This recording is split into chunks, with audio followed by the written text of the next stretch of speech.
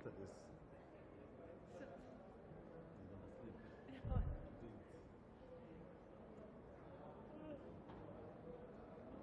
You're gonna tell me go to the studio. But at least there you know there's coffee, Yeah. some muffins. Yeah, I so know.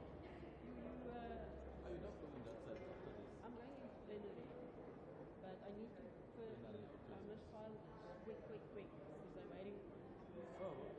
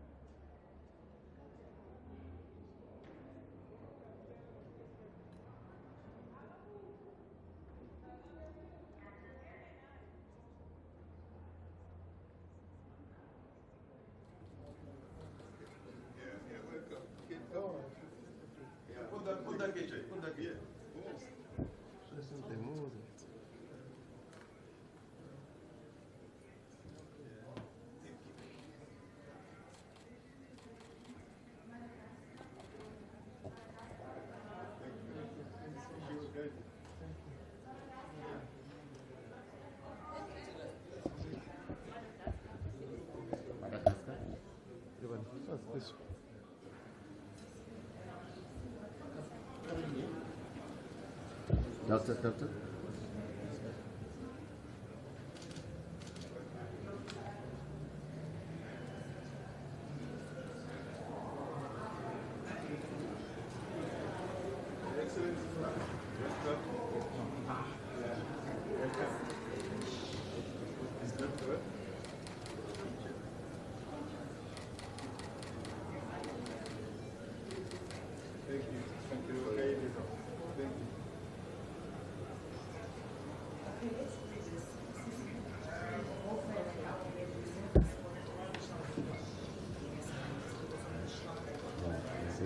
There's another one. There's another one. There's another one. Lesotho is next.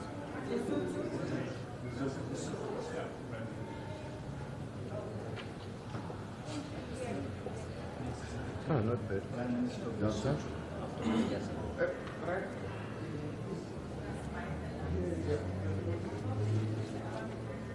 Oh, sorry.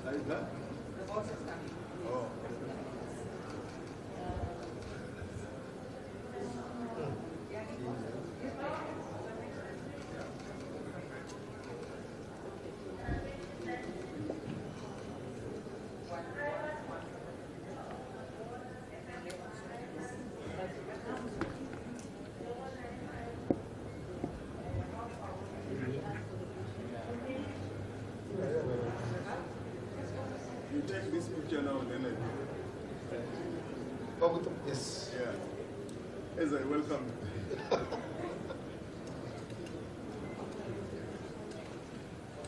Oh, the 18 is here.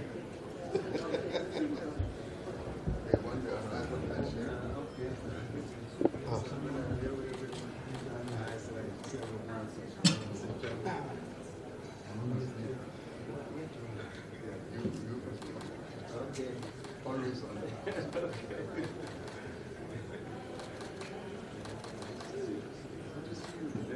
As always. Okay, thank you. Thank you very much, Your Majesty. Now we just need They already do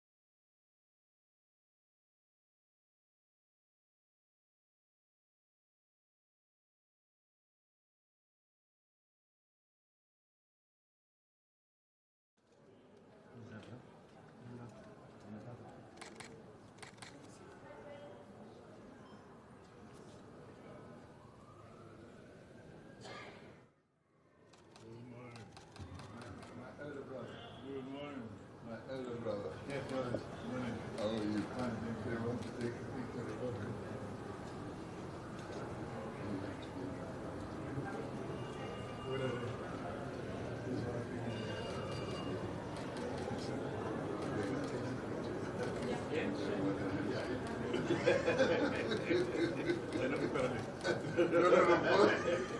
course not. Yes, you want to greet the president? Young Menard.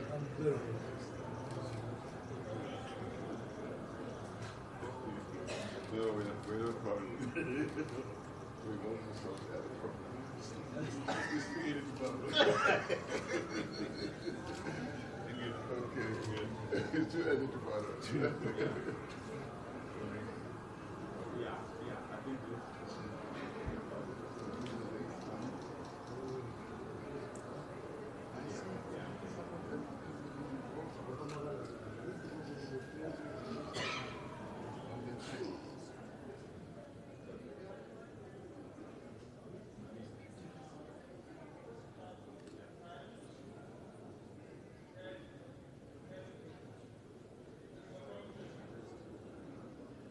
Man, I go tired.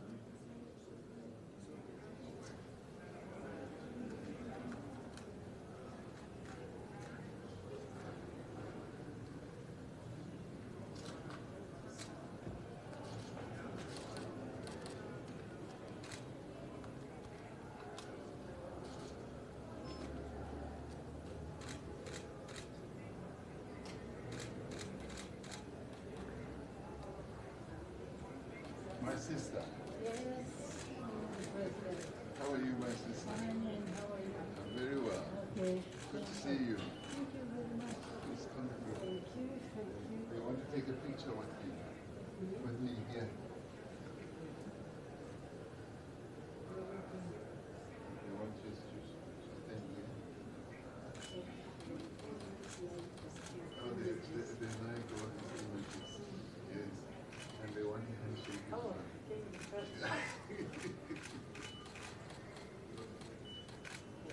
Thank you. We'll see you inside. Thank you. Thank you.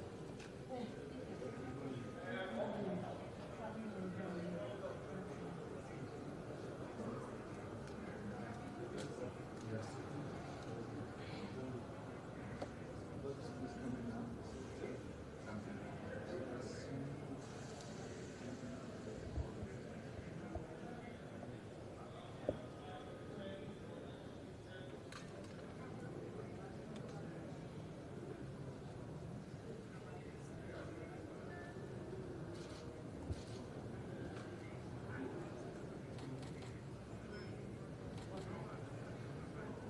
Good morning, my brother. How are you? Very well.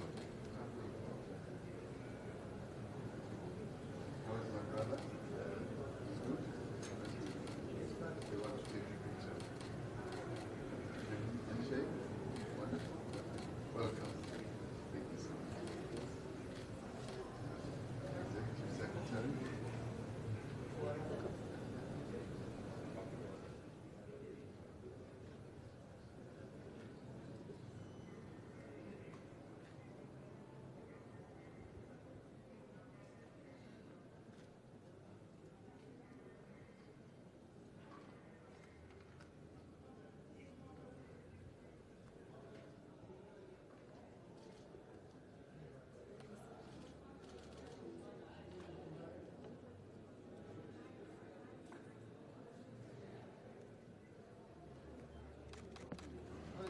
Mr. President. Very well, how are you? Welcome. They want to take a picture of you rather than me.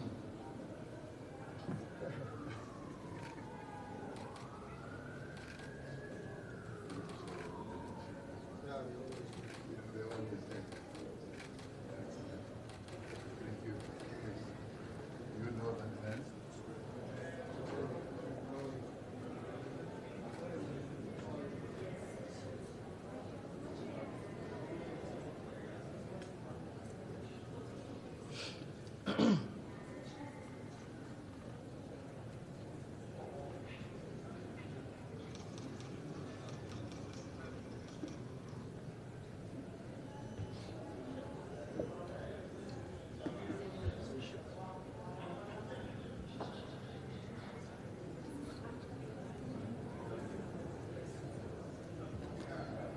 Mr. President, how are you?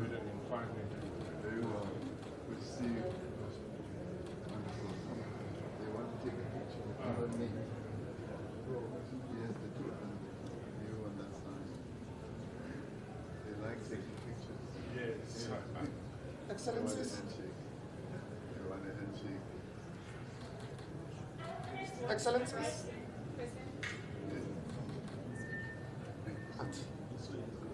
She wanted to come. Are we okay?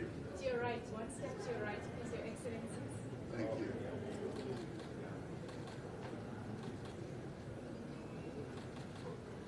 You like these pictures? Yes. Thank you. Second.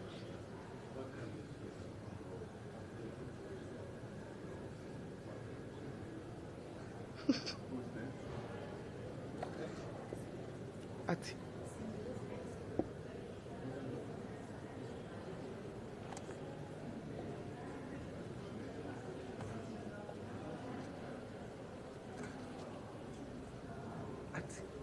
Ati. At the center.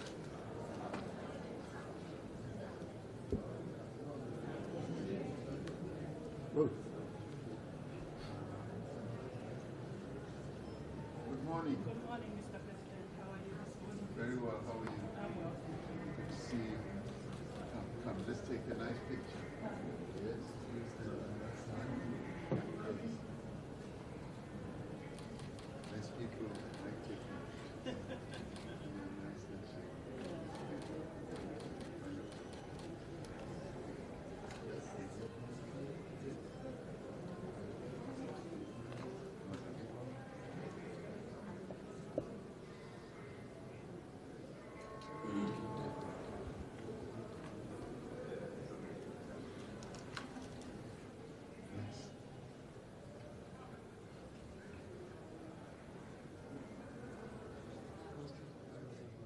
I need a stand.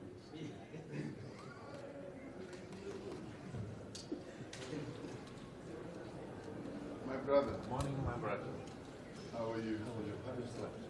Very well. And Very you? well. Very well. You did? Yes. Wonderful. So much. They want a picture. Yes. Always. They always want a picture. Yes. Okay? And they want a handshake. Thank you so much. Thank you. Thank you. Thanks so much. I'm doing it just now. Yes. Morning. Understood. Very well. Thanks so much.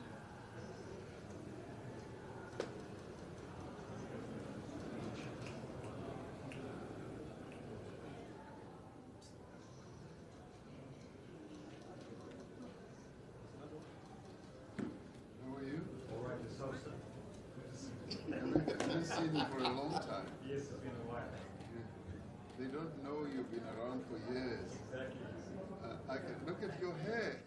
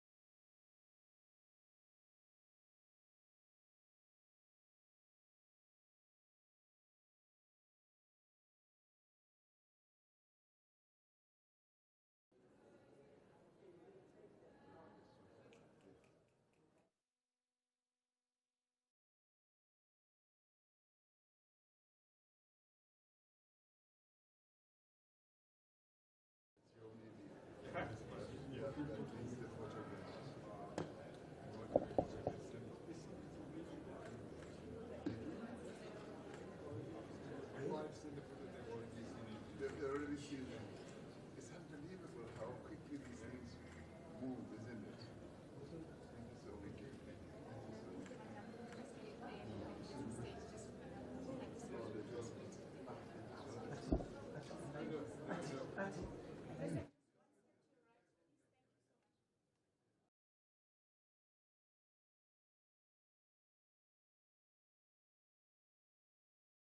Thank you very much. Thank you.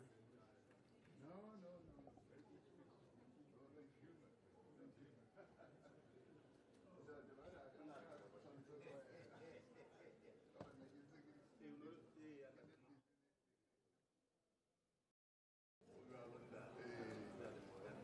Thank you. Thank you. Thank you. It's very nice.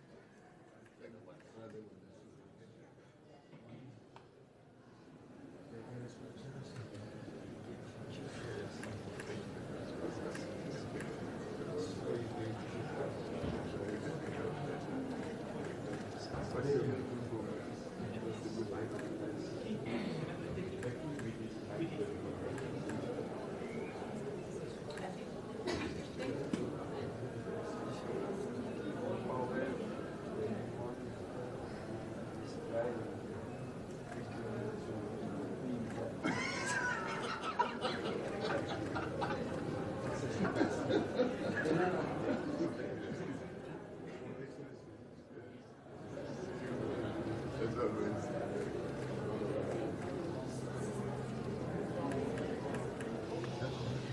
Thank you, Mr. President. Thank you.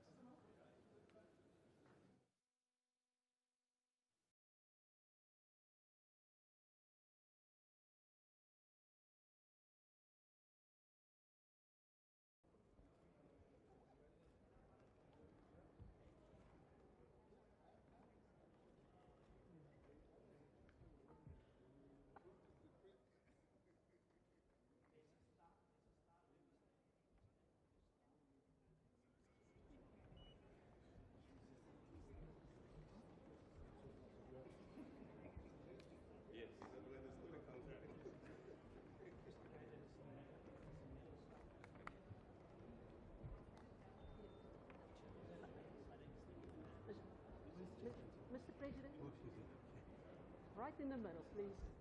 Just a little bit. Yes. Just okay. Where's the trick? Where's the trick? Yeah, I want you precisely where it says.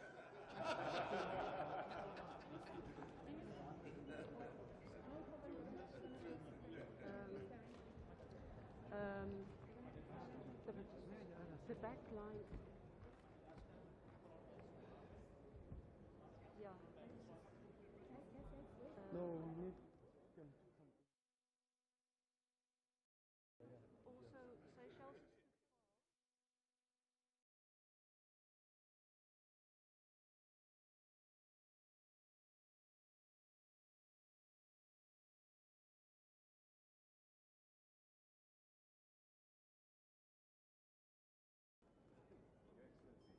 It's beautiful. No.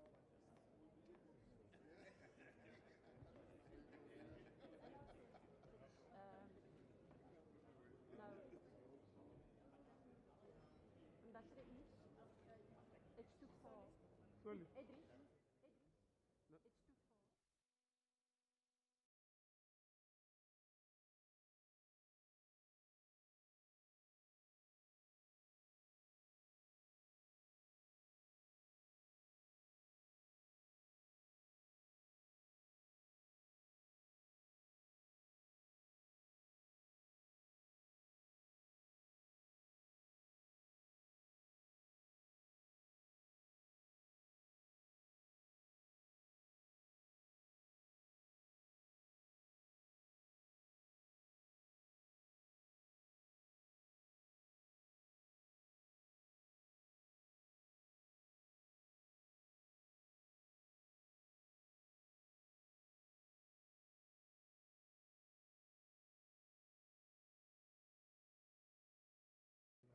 One side.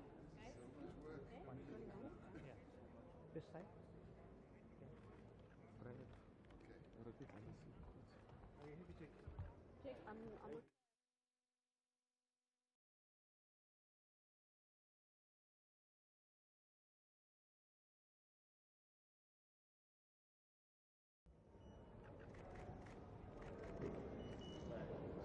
Thank you. Thank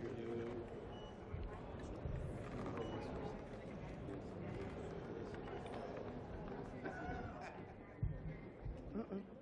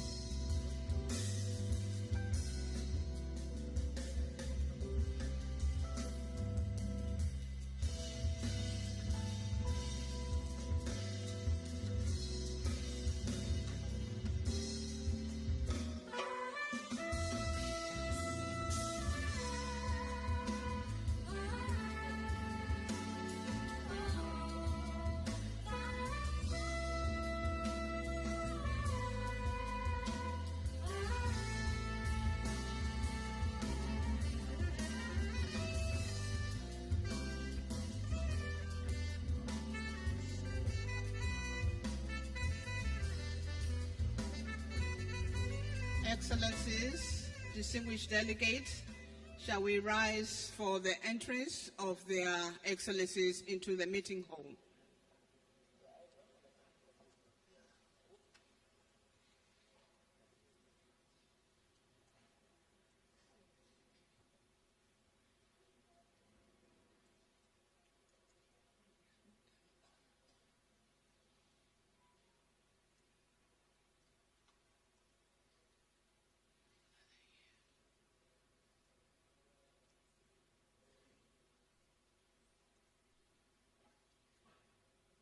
I think their Excellencies were just finishing their family photo. They should be walking into the room very soon.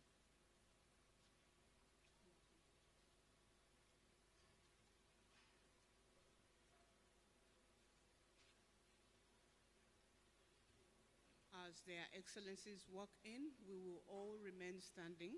We can see the media coming in. I think their Excellencies were just finishing their family photo. They should be walking into the room very soon. Anthems will be done as follows. We'll begin with the anthem of the Republic of South Africa, followed by the anthem of the Southern African Development Community, and the anthem of the African Union in that order.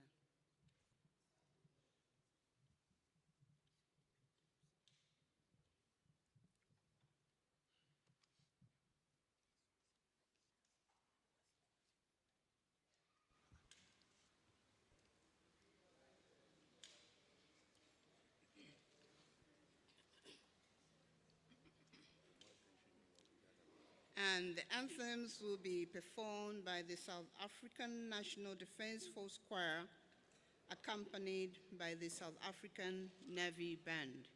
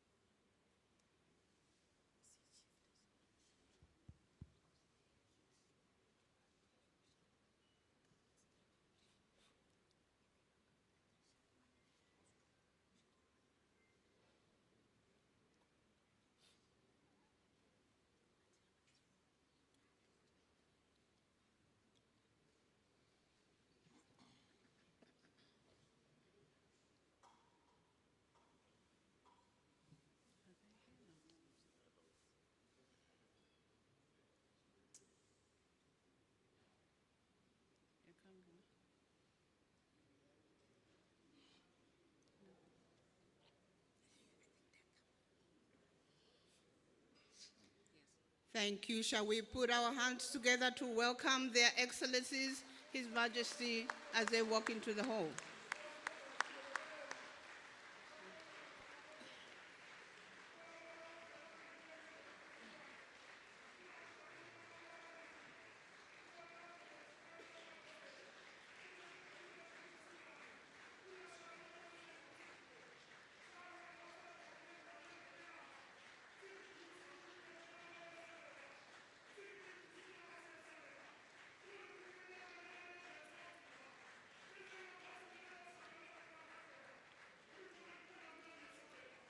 Will remain standing until all their excellencies are on their stations.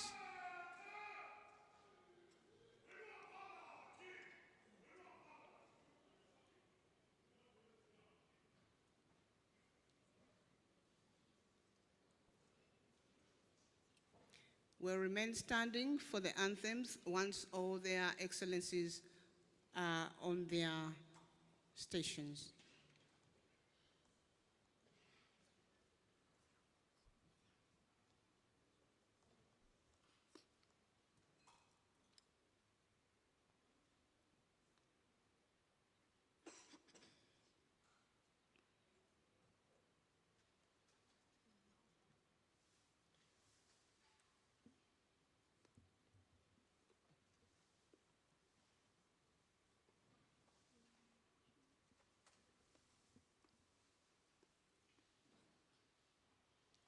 Thank you. We may now proceed with the anthems.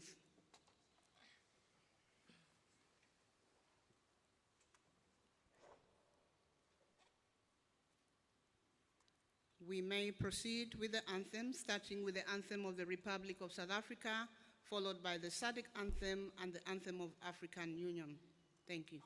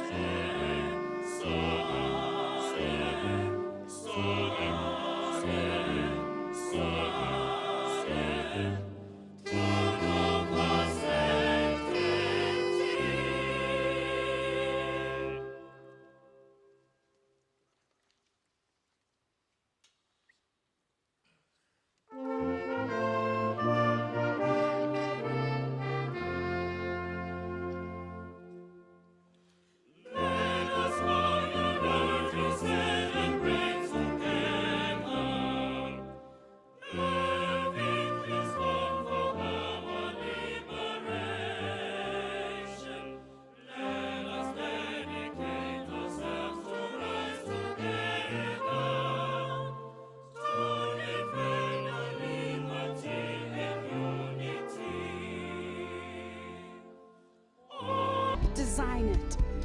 Technology can leapfrog development, not into tomorrow's manufactured elsewhere, but back to the understanding that we have always been architects, activating the world together. Angola, where the Atlantic receives the memory of kingdoms. Botswana, where the Okavango turns desert into abundance. Comoros, perfumed islands stitching Africa to the Indian Ocean. Democratic Republic of Congo, heart of the forest, minerals powering the digital age. Eswatini, where ceremony carries the dignity of continuity. Lesotho, mountain kingdom lifting water to water. Malawi, where the Great Lakes gather communities on its shores. Mauritius, where continents meet and become possibilities. Mozambique, long coastline, it remembers the footprints of the first, guard its oceans. South Africa, many languages, one unfinished journey towards belonging. Tanzania, where Kiswahili carries African thought across borders. Zambia, one shore of Musiwatunya, the smoke that thunders. Zimbabwe, the other shore, an ancient civilization of stone. SADC, 16 nations, one region, many ways of carrying light, relatives remembering each other. The land activated us, we activated the land, and now today we remember together.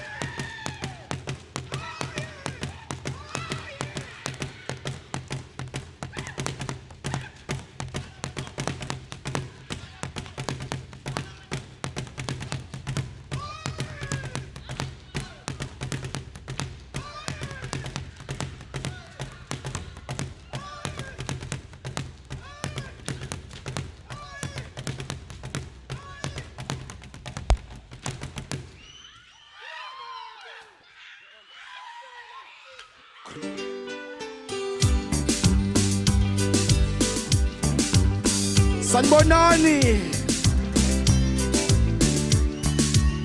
Sanbonani. Sanbonani. Tai Congo mame. Congo. Congo mama. Tai Congo mame.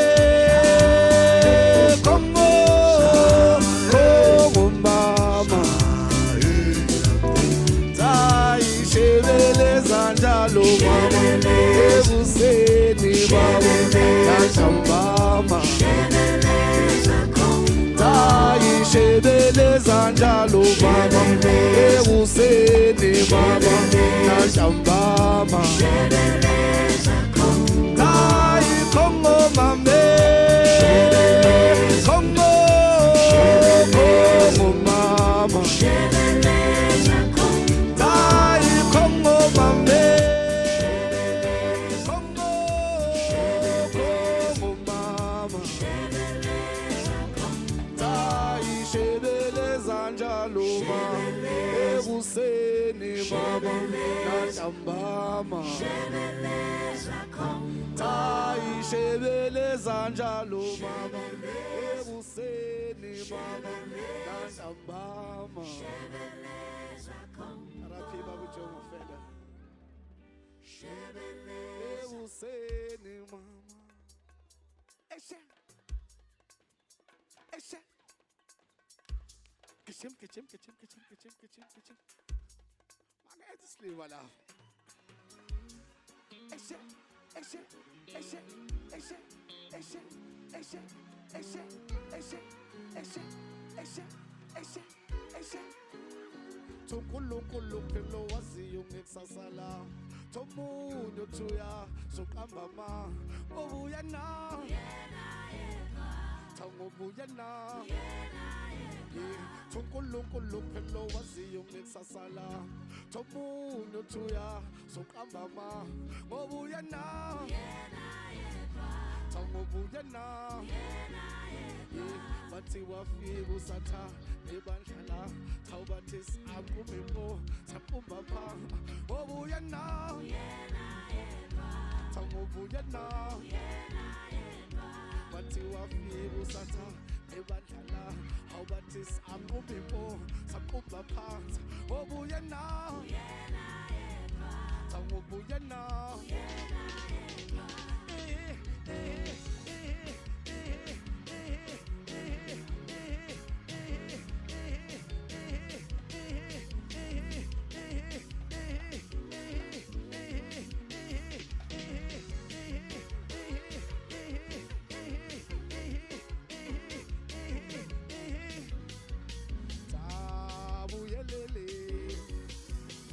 Tunkulunkulu phelo waziyo ngekusasala Tomunyo tuya suqamba ma Obuya na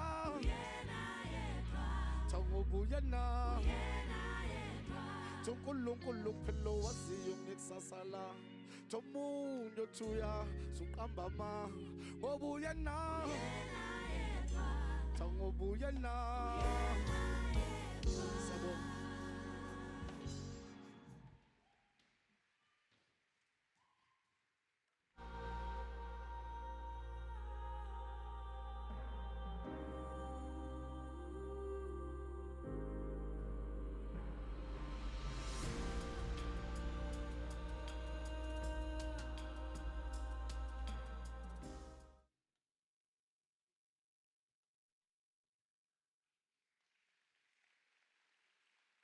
Excellent depiction of our heritage and who we are as a people.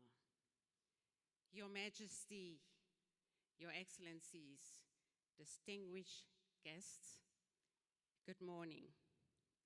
Sawubona, Dumelang, bon dia, bonjour, habari, mangwanani, Salam alaikum. It is my pleasure to welcome you to the opening ceremony of the 46th Ordinary Summit of the Southern African Development Community of Heads of State and Government.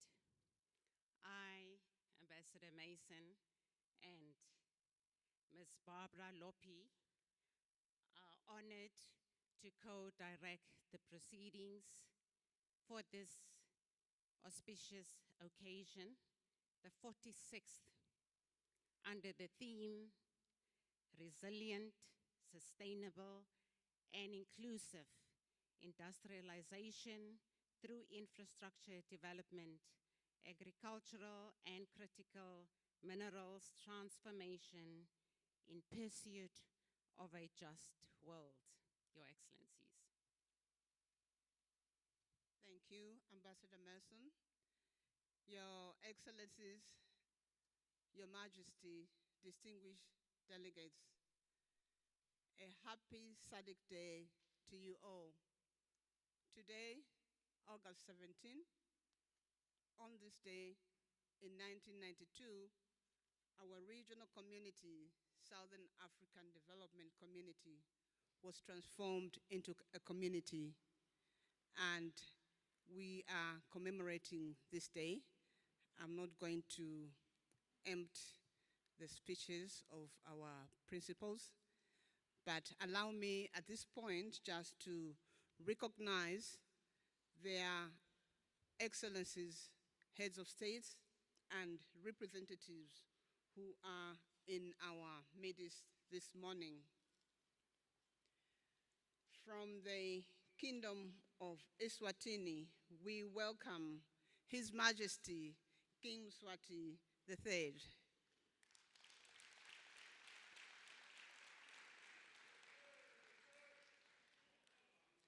Thank you. From the Republic of South Africa, we welcome His Excellency President Matamela Cyril Ramaphosa.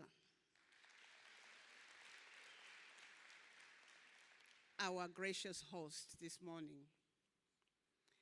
From the Republic of Zimbabwe, we welcome His Excellency President Dr. Emmerson Dambuzo Mnangagwa, the President.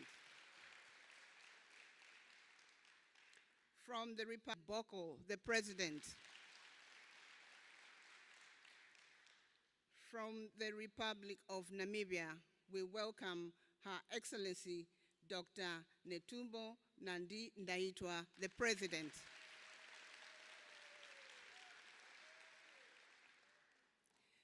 From the Republic of Mozambique, we welcome His Excellency, the President, Mr. Daniel Francisco Chapo.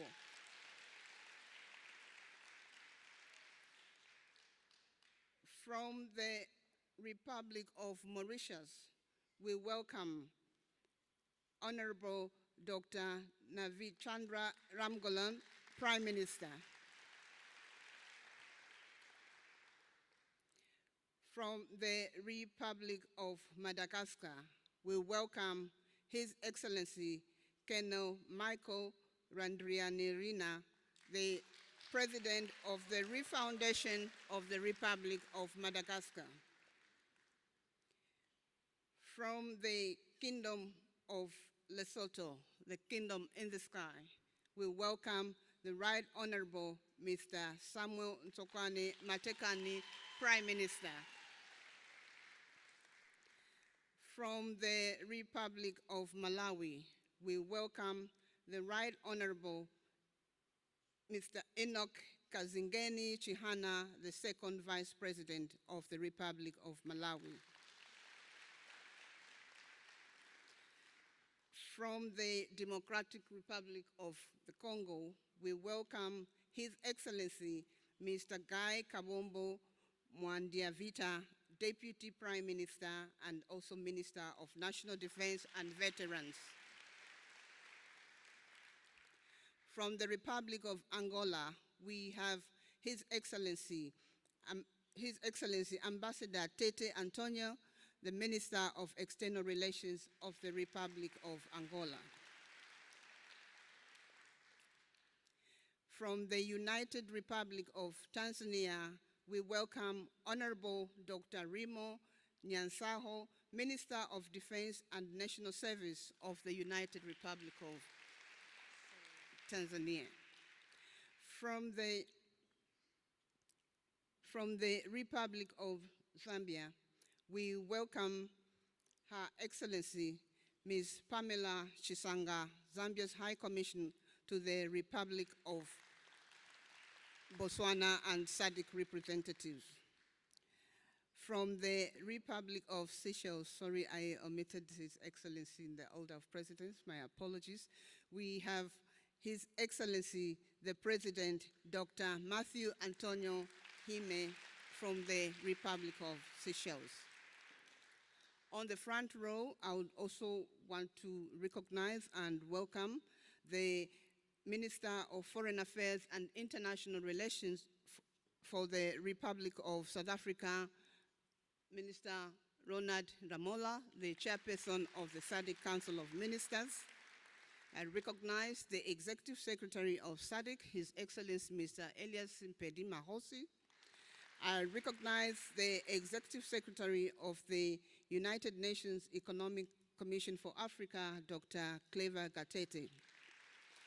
In our midst, we would also like to recognize our distinguished invited guests from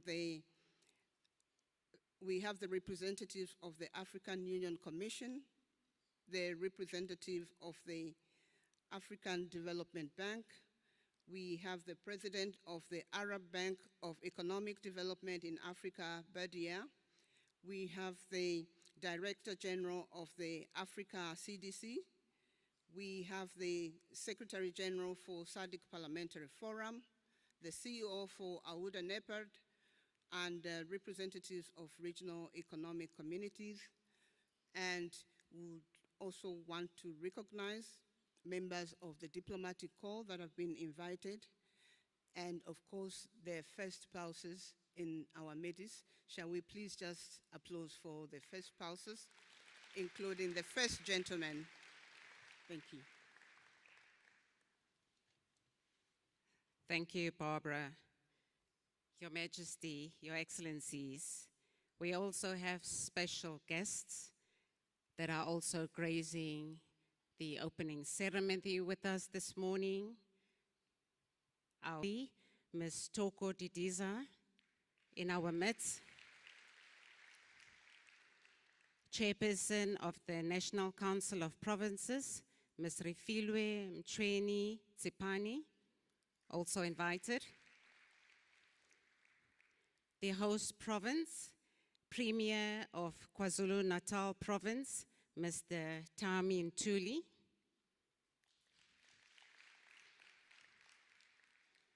Ministers, deputy ministers, and members of the executive councils that are also in our midst this morning. His Majesty King Misizulu Ka Swelentini, also invited to grace the occasion this morning.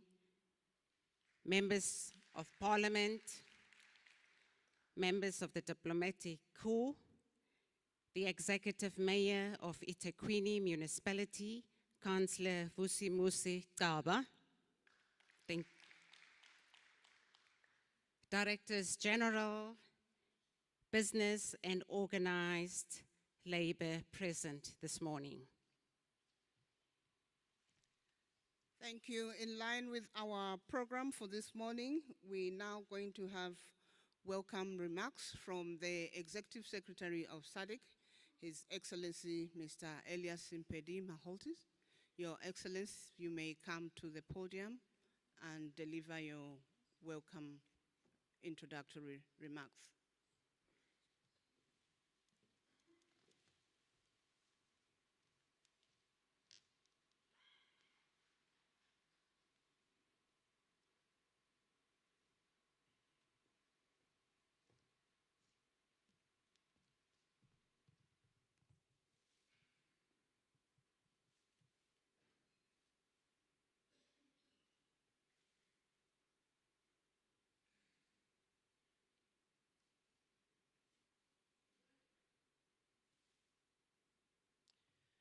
Please bear with me as I activate the technology.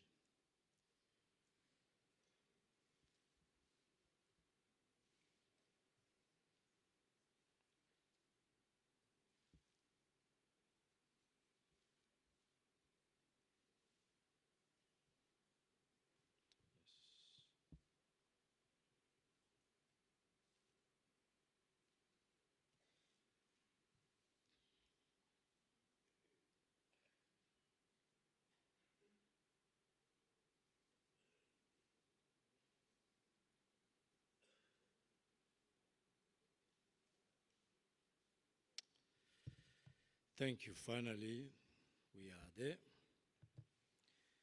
Thank you very much, our directors of ceremony. Your Majesty Kim Swati III of the Kingdom of Eswatini and incoming chairperson of the SADC, Organ on Politics, Defense and Security Cooperation, Your Excellency Mr. Matamela Cyril Ramaphosa, President of the Republic of South Africa and the chairperson of SADC, Your Excellency Dr. Emmerson Dambuzo Mnangagwa, President of the Republic of Zimbabwe and outgoing chairperson of SADC, Your Excellency Professor Arthur Peter Mutharika, President of the Republic of Malawi and the chairperson of the SADC organ, who is ably represented today by the Right Honorable Mr. Enoch Chihana, the Second Vice President of the Republic of Malawi. Your Excellency Dr. Samia Suluhu Hassan, President of the United Republic of Tanzania and outgoing chairperson of the SADC organ, represented by Honorable Dr. Rimo Nyansaho, the Minister of Defense and National Service of the United Republic of Tanzania. Your esteemed Excellencies, Heads of State and Government, Honorable Mr. Ronald Lamola, Minister of International Relations and Cooperation of the Republic of South Africa and the Chairperson of the Council of Ministers, all Honorable Ministers and Deputy Ministers from the SADC region and elsewhere, representatives from international, continental, and regional organizations, as well as our colleagues from the regional economic communities, Your Excellencies, members of the Diplomatic Corps, the Premier of KwaZulu-Natal, Your Worship, the Mayor of Tekwini, senior officials of SADC member states, my colleagues, the Deputy Executive Secretaries, distinguished invited guests, members of the media, ladies and gentlemen, good morning to you all and a happy SADC Day to you. It is with a distinct honor and a great sense of humility that I welcome you to the 46th Summit of Heads of State and Government of the Southern African Development Community, or SADC, convened here in the vibrant city of Durban in this great Republic of South Africa. At the outset, allow me to express our profound gratitude to His Excellency President Matamela Cyril Ramaphosa, the government, and the people of the Republic of South Africa for graciously hosting this summit. We deeply appreciate the warm hospitality, excellent arrangements, and generous hospitality and generosity extended to all delegates and guests. We are especially privileged by the presence of their Excellencies, Heads of State and Government, whose leadership, vision, and unwavering commitment continue to guide our community in advancing regional integration, peace, stability, sustainable development, and our shared prosperity. I also extend a warm welcome to our cooperating partners, some of who are amongst us today, representatives of continental and international organizations, members of the Diplomatic Corps, and all our distinguished guests gathered here today. Your presence reflects the strength of our partnership and our collective determination to advance the aspirations of the peoples of our regional community. It also solidifies and strengthens our cooperation and mutual benefit as we bring value to the region and to our citizens especially. Your Majesty, Excellencies, as we gather today and commemorate the SADC Day, we celebrate a remarkable journey of solidarity, resilience, and transformation. For more than 4 decades, SADC has demonstrated the enduring value of regional cooperation in promoting peace and security, expanding trade and investment, strengthening infrastructure connectivity, deepening regional integration, and improving the lives of our citizens. We pay tribute to the founding leaders whose courage, foresight, and commitment to regional solidarity laid the foundations of our community. Their legacy continues to inspire our efforts as we work together to build a stronger, more integrated, peaceful, and prosperous Southern Africa. I believe that ours today is to sustain this legacy, if not to enrich it, as we carve new and progressive chapters in pursuit of a shared prosperity. From its beginnings as a movement for regional cooperation and liberation, SADC evolved or has evolved from a liberation-focused cooperation into one of Africa's most dynamic and resilient regional communities. Today, our region is home to approximately 382 million people and a combined gross domestic product exceeding 847 billion United States dollars. These achievements are a testament to the transformative power of unity, of partnership, and of collective action. Our progress has been made possible by a foundation that remains indispensable, and that is peace and stability.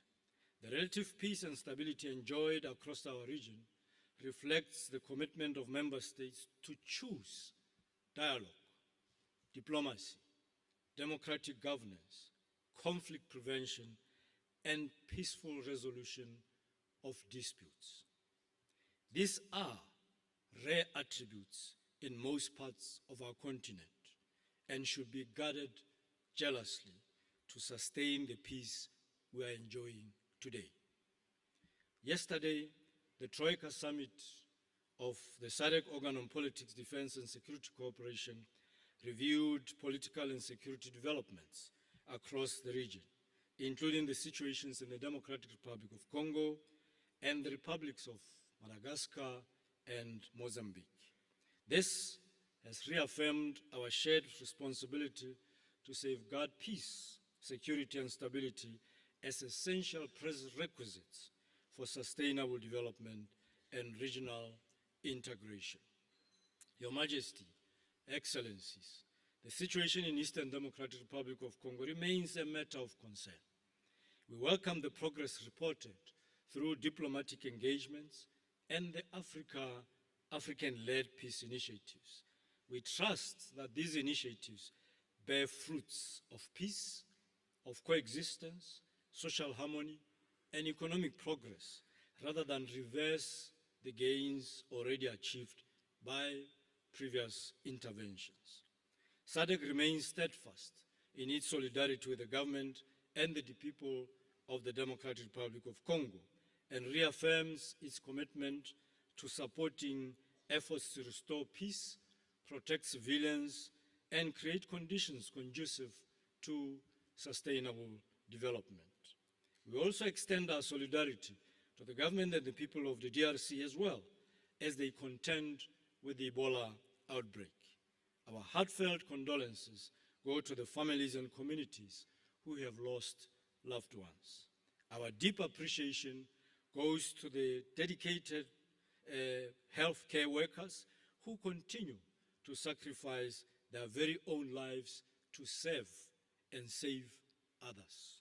And to our partners, including the Africa CDC, the World Health Organization, among many others, for coordinating and supporting the response efforts. This outbreak, however, is a stark reminder of the importance of strengthening regional cooperation in health security, disease surveillance, preparedness, and coordinated and swift response as a community. SADC remains committed to supporting member states in building resilient health systems capable of effectively addressing current and emerging public health challenges. We are equally encouraged by the positive dialogue taking place in the Republic of Madagascar through efforts of the SADC Secretariat, the Panel of Elders, and the Mediation Reference Group. Such efforts continue to strengthen trust, consensus building, and inclusive governance.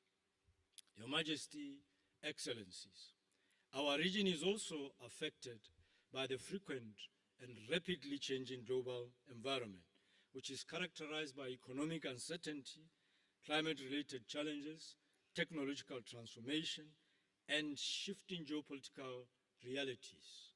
These occurrences are increasingly reminding us of why we exist as a community and why we must expedite our own integration. We now realize that we can no longer depend on others elsewhere, but on ourselves, that we need each other more and must depend on each other more, and so must trust each other more. Equally, in an increasingly interconnected world, no country can realize its full potential in isolation. Our strength lies in working together, trading together, investing together, and building together. Your Excellencies, I believe that we have a duty to create this reality and future for ourselves. As the global economy transitions towards clean energy, digital technologies, and advanced manufacturing, SADC is uniquely positioned to play a strategic role. The region is endowed with abundant reserves of critical minerals, including platinum group metals, lithium, cobalt, graphite, manganese, rare earth elements, and copper, all of which are essential to the industries of the future. Our ambition must be to move beyond the export of raw materials and position SADC as a globally competitive center for beneficiation, value addition, manufacturing, innovation, and indeed the industrialization we are pursuing. However, the challenge for us as a region is not a lack of these resources, nor is it that we don't know their potential to transform our economies and change our fortunes. It is not even that we have not talked about them in the past and made commitments to change the trajectory. The challenge is, when do we stop them to transporting them in raw form and start adding value to them and creating sustainable jobs and wealth? Once more, we do not need permission from anyone to start this process. Let us start now. Your Majesty, Excellencies, industrialization remains central to achieving structural transformation, economic diversification, job creation, poverty reduction, and improved living standards. However, industrialization cannot succeed without modern and reliable infrastructure. Robust and sustainable energy systems, refreshed and reliable transport networks, ports and logistics platforms, and cost-effective digital connectivity are indispensable enablers of industrialization and ultimately competitiveness and economic growth. Agriculture also remains a cornerstone of many of our economies and a source of livelihoods for millions of our citizens. Despite climate-related changes, member states continue to invest in irrigation, mechanization, climate-smart agriculture, improved seed systems, and agro-processing. These efforts have strengthened resilience and contributed to improvements in food security across the region and to the reduction of food insecurity by 16%. To fully unlock the potential of the agricultural sector, we must continue investing across its entire value chain, from production and processing to storage, transport, and to market access. Doing so will enhance food security, create jobs, and drive inclusive growth. This vision that I just painted is reflected in the theme of this summit, which reads, and I quote, resilient, sustainable, inclusive industrialization through infrastructure development, agricultural and critical minerals transformation in pursuit of a just world, end of quote.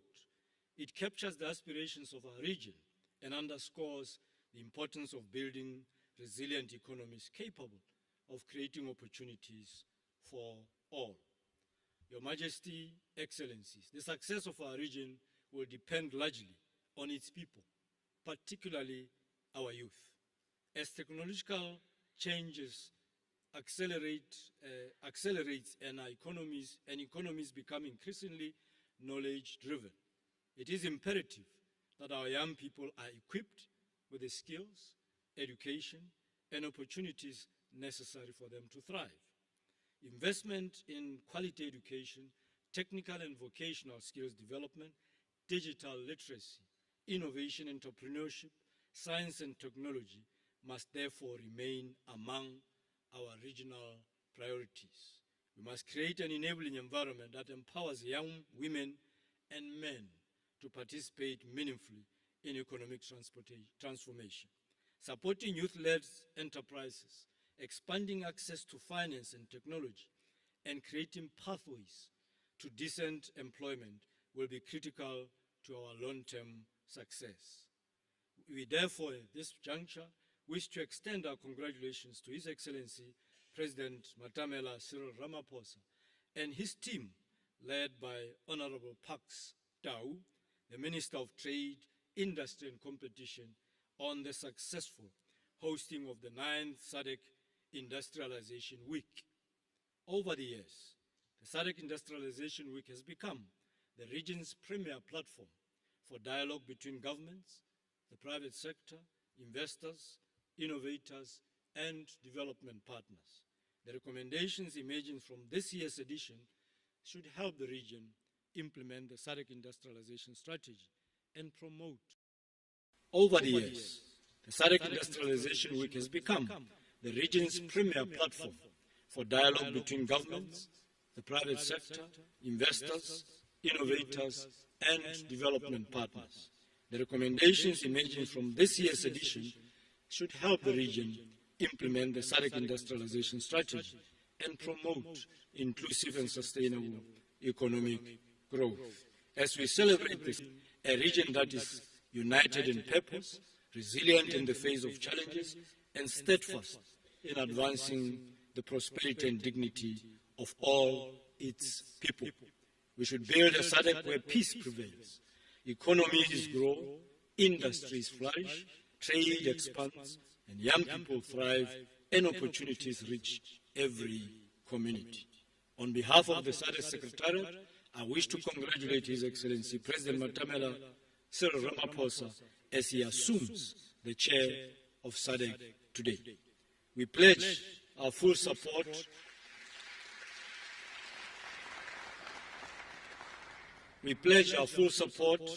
and unwavering commitment to facilitate His Excellency to execute his mandate effectively and successfully. We are confident, sir, that under your decorated leadership, SADC will continue to advance its vision of a peaceful, resilient, industrialized, prosperous, and integrated Southern Africa. We extend our appreciation to our member states, cooperating partners, stakeholders, and citizens whose support and contributions continue to strengthen our community and brings us closer to our shared vision of a peaceful, prosperous, and integrated Southern Africa. We also extend gratitude to the dedicated staff of the SADC Secretariat, led by my two deputies, for their professionalism, expertise, and commitment to implementing summit decisions, especially in advancing the regional integration agenda.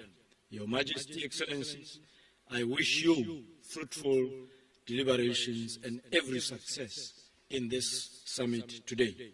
I thank you for your attention. Merci beaucoup. Muito obrigado. Asante sana. Ke a leboga.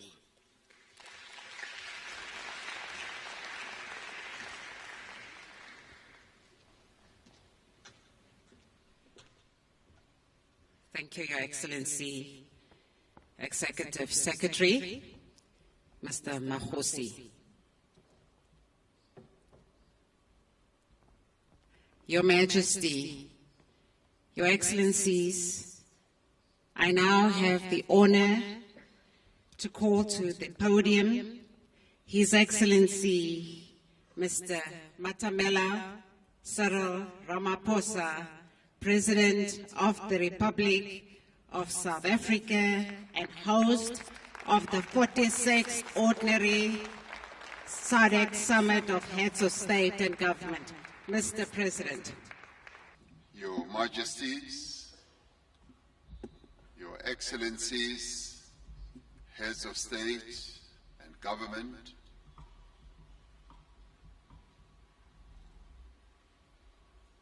Ministers and Deputy Ministers amongst us, officials of our government, and in our case, the Premier of our province here in KwaZulu-Natal,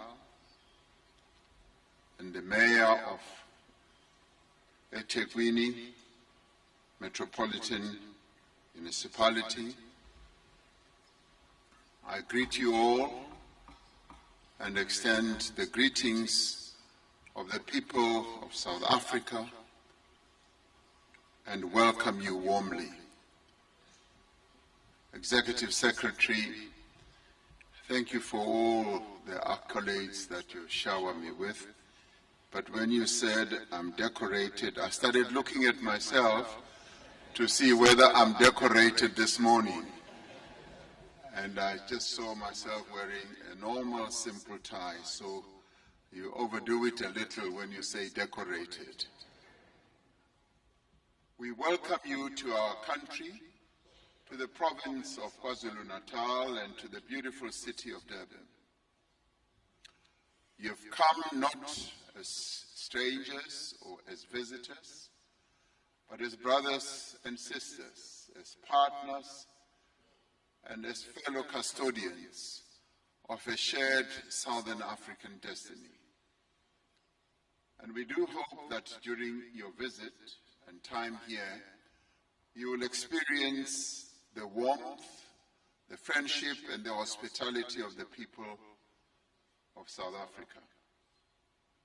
Your Majesties, Your Excellencies, we meet in a city that occupies a very special place in the history of African unity.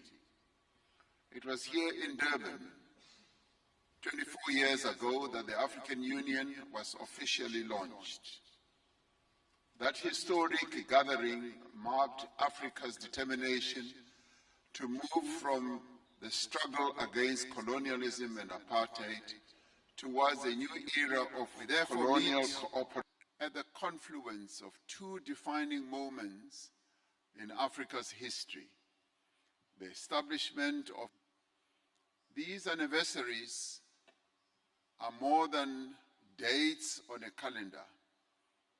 They remind us of the vision, the courage, and the determination of those who came before us, our forebears and our founders.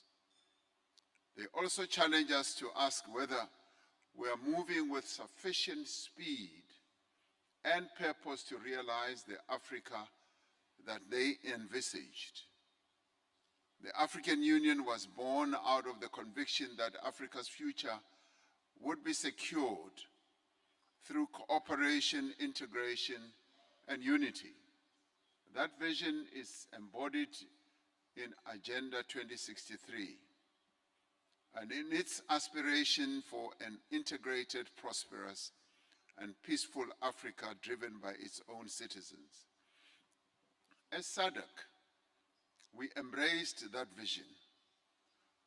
We gather at this summit to give practical meaning to its promise to transform borders into bridges, national economies into a shared market, and geographic proximity into shared prosperity. At the outset, I wish to express our appreciation to my elder brother, His Excellency President Emerson Dambudzo Mnangagwa, President of the Republic of Zimbabwe and outgoing chairperson of SADC.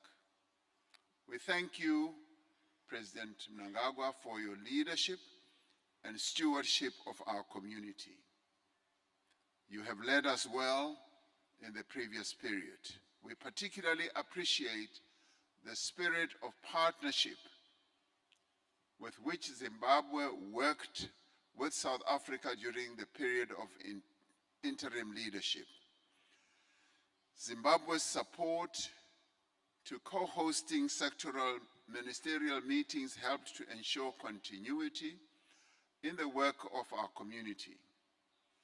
We likewise acknowledge Zambia, the members of the Troika, and the SADC Secretariat and all member states for the cooperation and collective leadership they have demonstrated. The story of SADC is a story of the triumph of solidarity over division and adversity. Before we became a development community, we were a community of solidarity. The peoples of this region stood together against colonialism, against minority rule, and against apartheid. The countries of Southern Africa endured aggression, destabilization, and immense economic hardship because they understood that no country in this region could be truly free while another remained oppressed. Together, the people of our region overcame colonial rule and apartheid. Together, we transformed Southern Africa from a region marked by conflict and oppression into a community founded on peace, on democracy, cooperation, and a common future.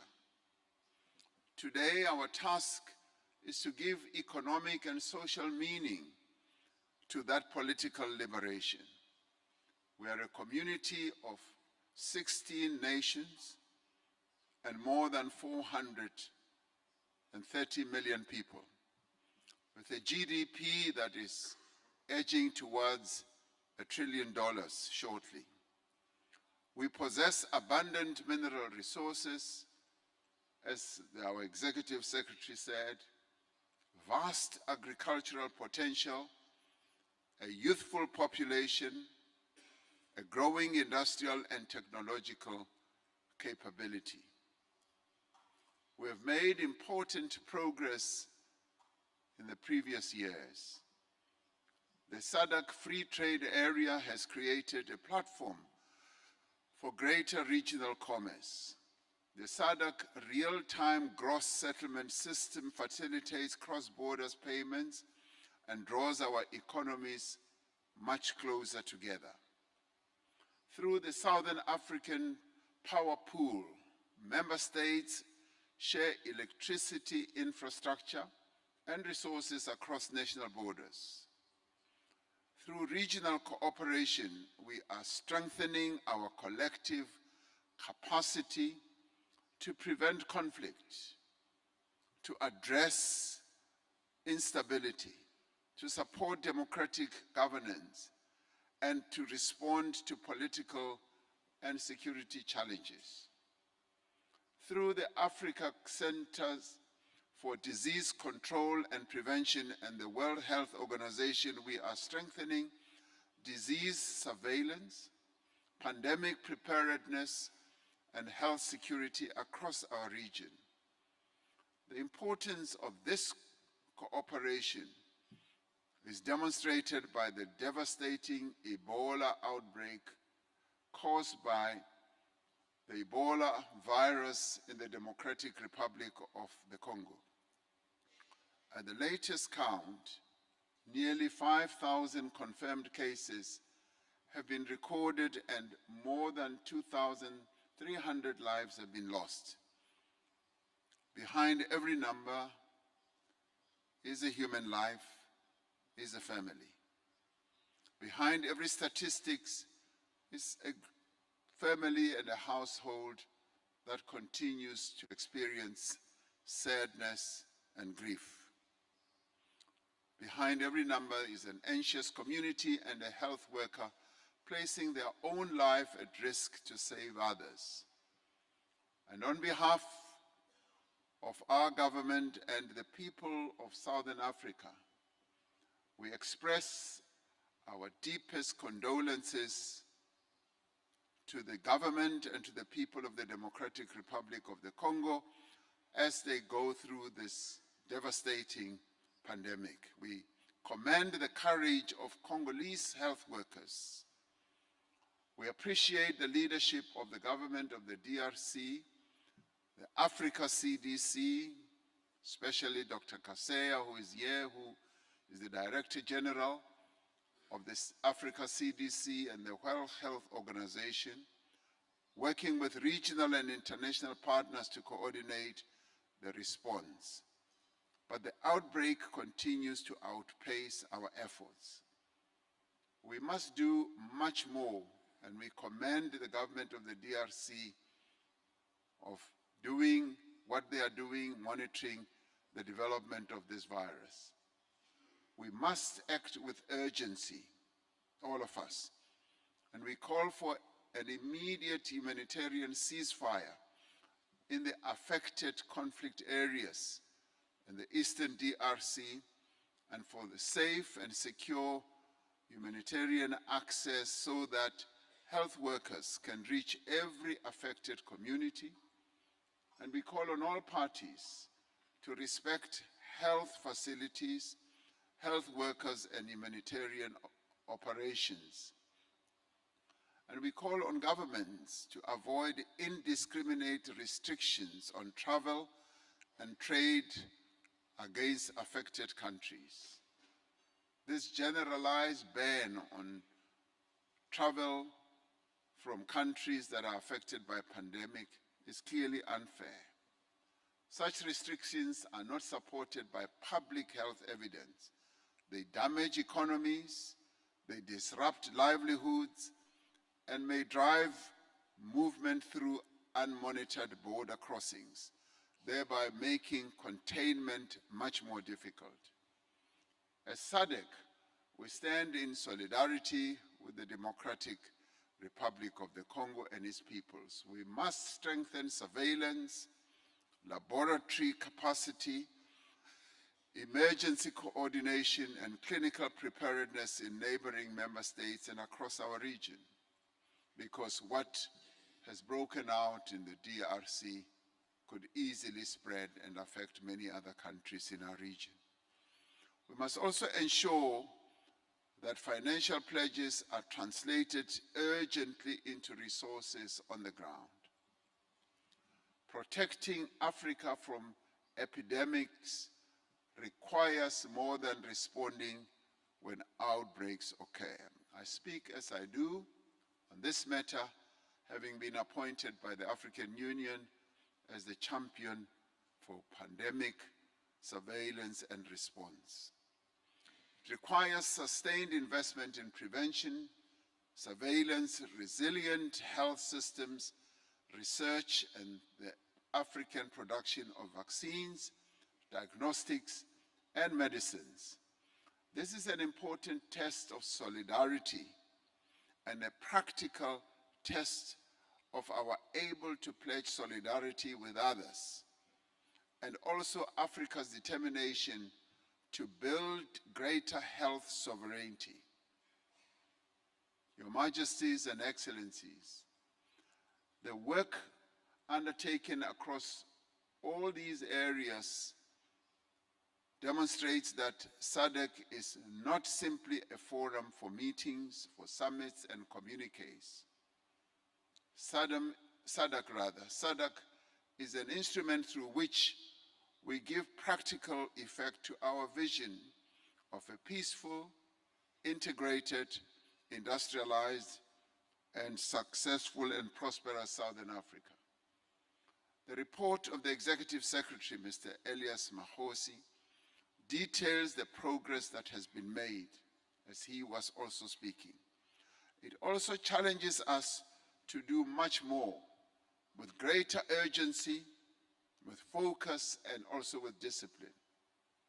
And we thank the Executive Secretary, the Secretariat, and senior officials of SADC, and indeed our ministers, the Council of Ministers as led by Minister Lamola of South Africa, for the sterling work that they've undertaken preparing for this summit.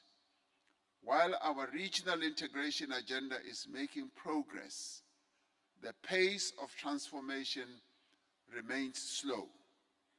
Our region recorded economic growth of approximately 3.4% in 2025, yet intra-SADC trade accounted for only around 1/5 of the region's total trade. After decades of integration, we have not yet truly and fully unlocked the potential of our regional market. We continue to import too many goods that we could produce within our region. We continue to export, as we heard from our Executive Secretary, raw materials that we could process and beneficiate here ourselves in our region. We continue to procure services from elsewhere that our own people and businesses have the skills and the capacity to provide. Every raw material exported without beneficiation represents value that has left our shores. Every product imported that could competitively be manufactured here represents jobs that could have been created in our communities. We have everything we need across our 16 member states to meet the needs of our people. We have the natural resources. We have the land and agricultural potential. And we do have the skills and capabilities that can produce all the needs of our people. Above all, we have more than 400 million people whose energy, ingenuity, enterprise must become the driving force of our development. The people of our region are asking us to deliver the dividend of economic liberation. They want decent jobs. They want growing industries, reliable electricity, affordable food, quality health care, education, and opportunities for the youth of our region. They expect regional integration to improve their daily lives in visible, practical, and meaningful ways. So this summit must therefore accelerate through the decisions that we will take. The implementation of the Regional Indicative Strategic Development Plan of 2020 to 2030. First, we must deepen industrialization and build regional value chains. The minerals and agricultural commodities of our region must become the foundation of Southern African manufacturing. We must process more of what we mine and add value to more of what we grow and manufacture more of what we consume. Secondly, we must invest boldly in regional infrastructure. We do need the roads that should link our countries. We need the efficient railways that should carry the minerals and manufactured goods and modern ports that should connect Southern Africa to continental and global markets. Our infrastructure must connect not only our capitals and commercial centers, but also rural communities, our border towns and unserviced regions, underserviced rural areas that have remained on the margins of development. And thirdly, we must strengthen our energy, water, and digital security. We should also expand electricity generation and transmission capacity and deepen cooperation through the existing Southern African power pool and strengthen it.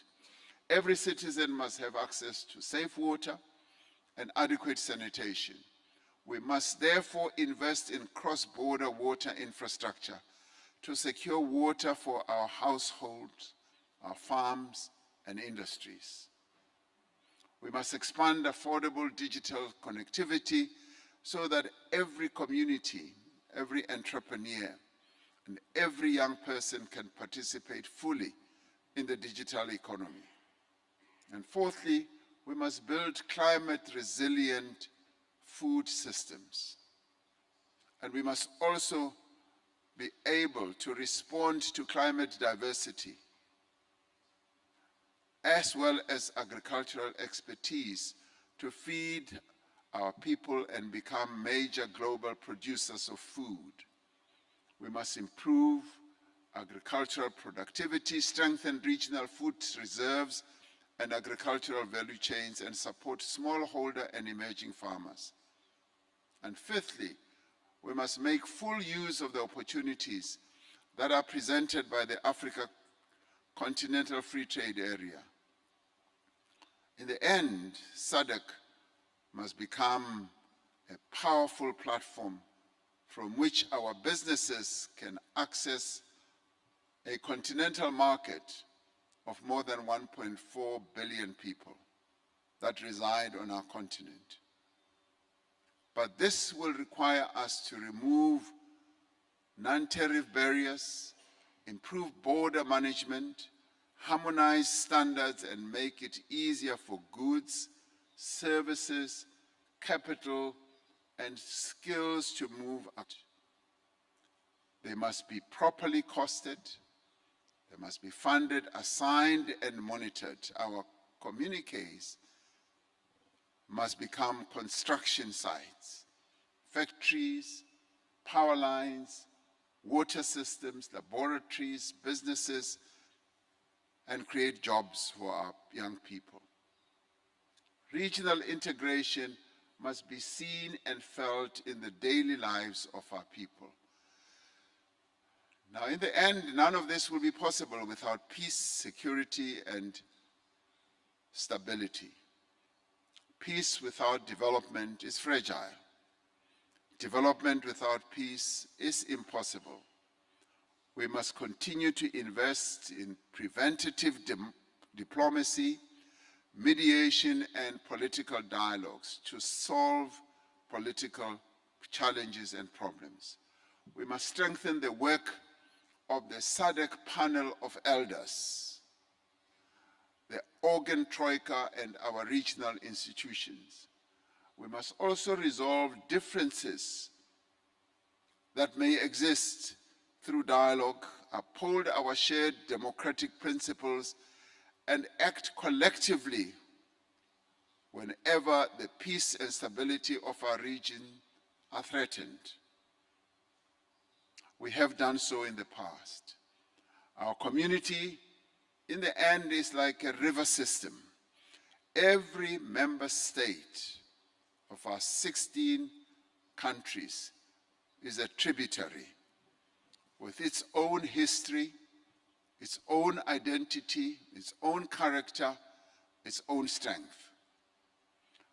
When those separate currents come together, they become a powerful force that carries opportunity across borders and sustains all in its path. A tributary does not lose its identity when it joins a great river. It gains reach, depth, and power, and flows strongly. In the same way, regional integration does not diminish our sovereignty. It multiplies our collective capacity to secure the well-being of the people of Southern Africa. Our community must therefore become more than the sum of its member states. It must have the institutional strength, the authority and resources to advance our common interests and realize our shared vision. I would like to see this summit to be remembered, not merely for the declarations that we will adopt, but for the decisions that we implement. Let this summit in Durban, the city in which the African Union was launched, become the place where SADC renewed its determination to build a truly integrated regional economy. And we must turn our borders into bridges, and we must turn our resources into industries, and we must turn our youthful population into a powerful democratic dividend that will benefit all the peoples of Southern Africa.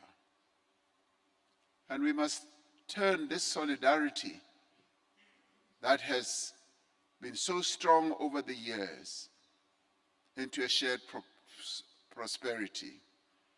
And this summit must therefore inspire a new era of regional integration that delivers dignity, opportunity, and the hope of every citizen of Southern Africa. Let this summit affirm our commitment to peace, security, and democracy. We should emerge from this summit stronger, with resolve to build diversified industries and resilient economies. And so, in the end, we must move forward as SADC and implement the SADC Vision 2050, which is about a peaceful, inclusive, competitive, and prosperous region in which no country and no person is left behind. It is now my distinct honor and privilege to declare the 46th Ordinary Summit of Heads of State and Government of the Southern African Development Community officially opened, and I thank you.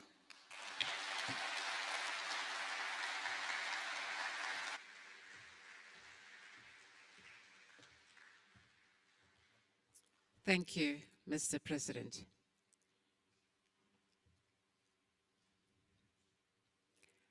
Your Majesty, Excellencies, we will now listen to a short statement from His Excellency, Dr. Mahmoud Ali Yusuf, Chairperson of the African Union Commission, who is unable to join us this morning, but we will have sent a short video clip for this occasion. Your Excellencies.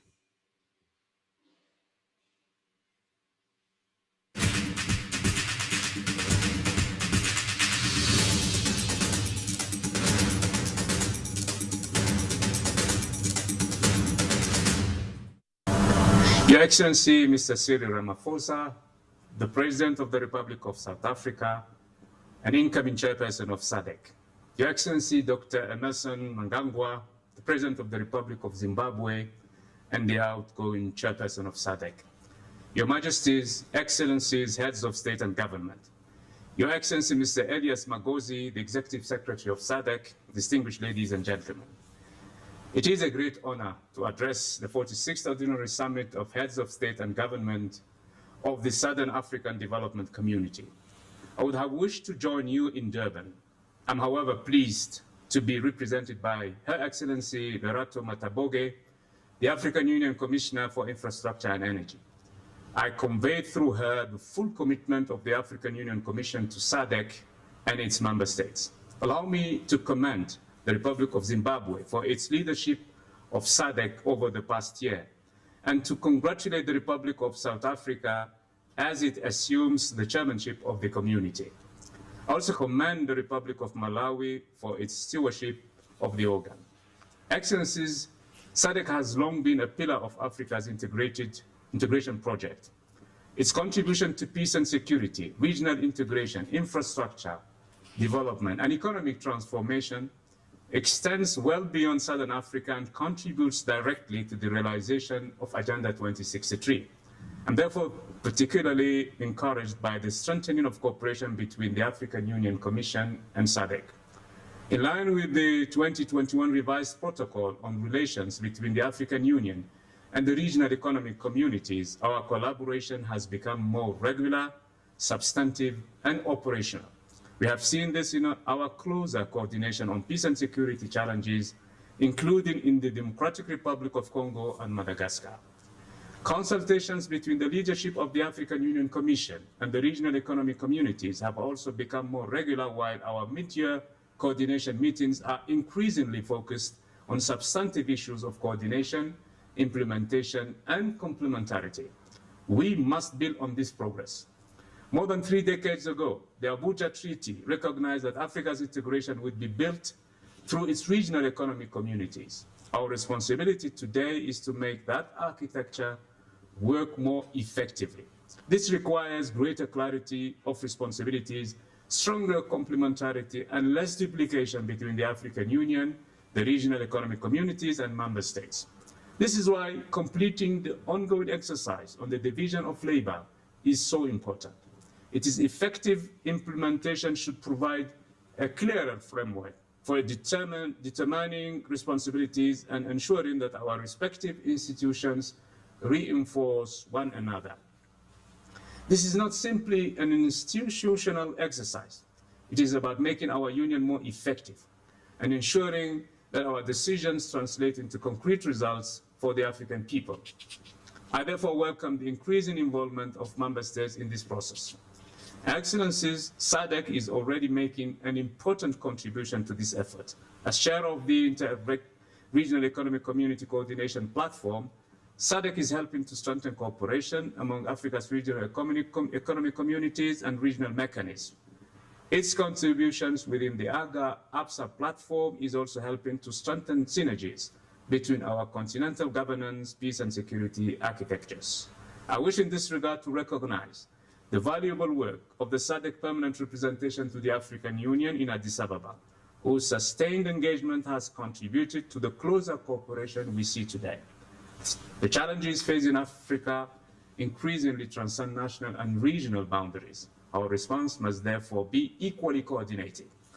A strong African Union needs strong regional economic communities, and strong regional economic communities needs an African Union capable of ensuring continental coherence and advancing our common priorities. As South Africa assumes the chairmanship of SADC, I look forward to working closely with His Excellency President Cyril Ramaphosa and the other heads of state and government of the region to further deepen this partnership. Together, let us build an African institutional architecture that is clearer in its responsibilities, stronger in its coordination, and above all, more effective in delivering for our peoples. I wish you fruitful deliberations and every success for this 46th Ordinary Summit. Long live SADC, long live the African Union, and long live Africa. I thank you.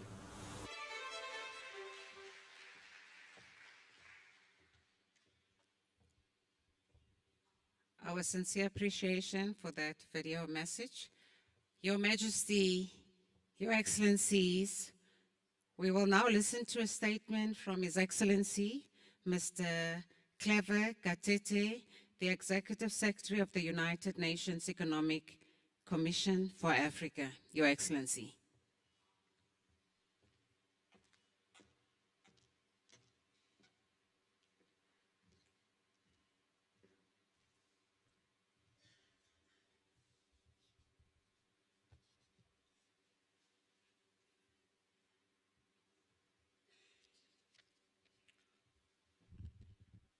It's always difficult to speak after the strong message by the President and the Executive Secretary of the SADC. Your Majesty King Mswati III of Eswatini, Your Excellency Cyril Ramaphosa, President of the Republic of South Africa and the incoming chairperson of SADC, and our gracious host, Your Excellency Dr.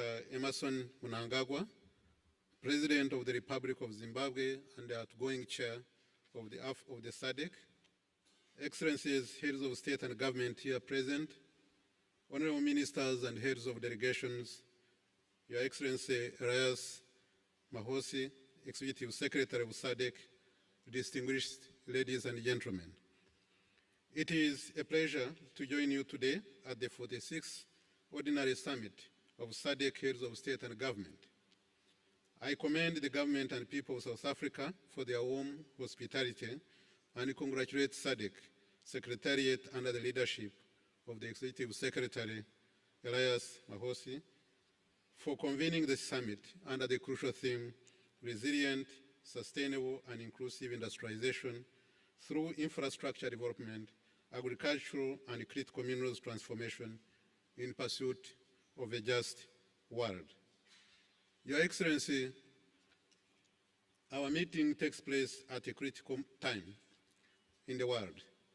Technological innovation, climate crisis, shifting geopolitics, and the reconfiguration of global supply chains are reshaping trade, investment, and industrial production. Meanwhile, development aid is declining. Concessional resources are becoming scarce, and borrowing costs are rising. The crisis in the Middle East is further adding pressure by disrupting routes, trade routes, raising energy, food, and fertilizer price volatility, fueling inflation, eroding the value of the African currencies, and tightening financing conditions. In response, global nations are investing in advanced manufacturing, food systems transformation, energy security, including clean energy, digitization, and strategic industries. So where does Africa fit in this new economic order? For generations, the continent has supplied the world with raw and semi-finished commodities while receiving a disproportionately small share of the massive wealth created from the sector. Africa exports minerals, others manufacture batteries, electric vehicles, and renewable energy technologies. Africa exports agriculture commodities, others process, package, and market higher value food products. Africa also imports significant quantities of fertilizer despite possessing natural gas, phosphates, potash, and industrial capacity. This pattern limits job creation, weakens resilience, and constrains structural transformation. Are we going to continue exporting raw materials while others capture the higher value stages of production, or shall we become a competitive center of manufacturing, innovation, and value creation? The theme of this year's summit provides the answer.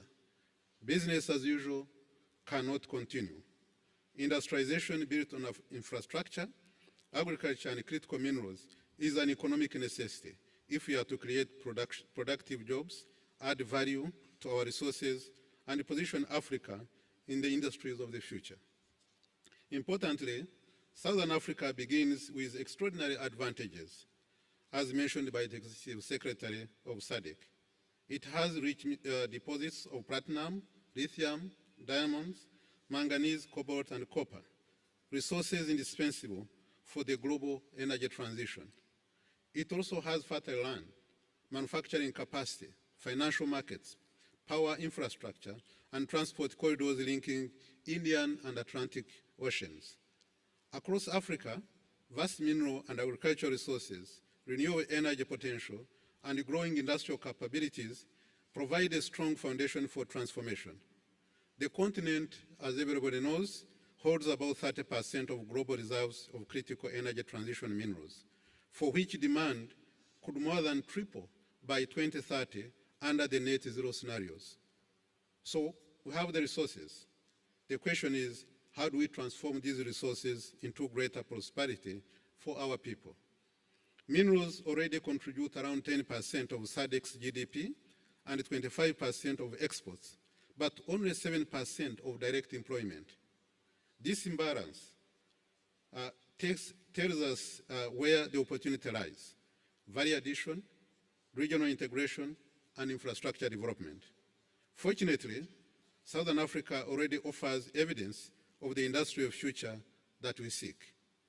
South Africa's automotive sector has built strong supply networks, while Botswana's shift into diamond cutting, polishing, and trading shows how greater value can be retained domestically. Zimbabwe's investment in lithium processing demonstrates a growing recognition that value must be captured before export. Mozambique's natural gas developments show how resource wealth can supply industrialization, fertilizer production, and regional energy security. And the Lobito corridor, connecting Angola to Zambia and the Democratic Republic of Congo, indicates how infrastructure can reduce transport costs, unlock investment, and support value chains. The Southern African Power Pool illustrates how cooperation can improve energy security and create larger industrial markets. And the Zambia-DRC Battery Electric Vehicle Initiative provides a model for transforming cobalt, copper, and lithium into battery products and electric mobility value chains. And the economics of all this is compelling. The United Nations Economic Commission for Africa's research found that building a 10,000-ton battery precursor plant in the Democratic Republic of the Congo could cost about $39 million, roughly 3 times less than in the United States, while also reducing emissions compared with existing supply chains routed around China. This is precisely the kind of opportunity Africa must seize, not simply exporting ore, but producing higher value goods, developing technical capabilities and skills, and retaining more value in the continent. This is the approach the Economic Commission for Africa's planned work with the African Development Bank on Africa critical mineral value chains and related strategic corridors.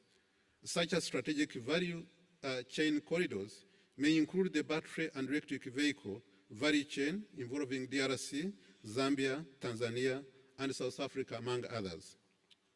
The lithium industrialization corridor involving Zimbabwe, Namibia, Botswana, and South Africa. The graphite processing corridor involving Mozambique, Madagascar, and Tanzania. And the iron ore, manganese, and green industrial materials corridor involving Guinea, Mauritania, Liberia, South Africa, Gabon, Zimbabwe, and Namibia. Your Majesty, Excellencies, the ideas exist, opportunities abound. What is needed is implementation, supported by strategic investments, strong institutions, and partnerships around a shared vision. Regional value chains must become the cornerstone of Africa's industrial transformation, because no single country possesses every resource, technology, or capability required to compete globally.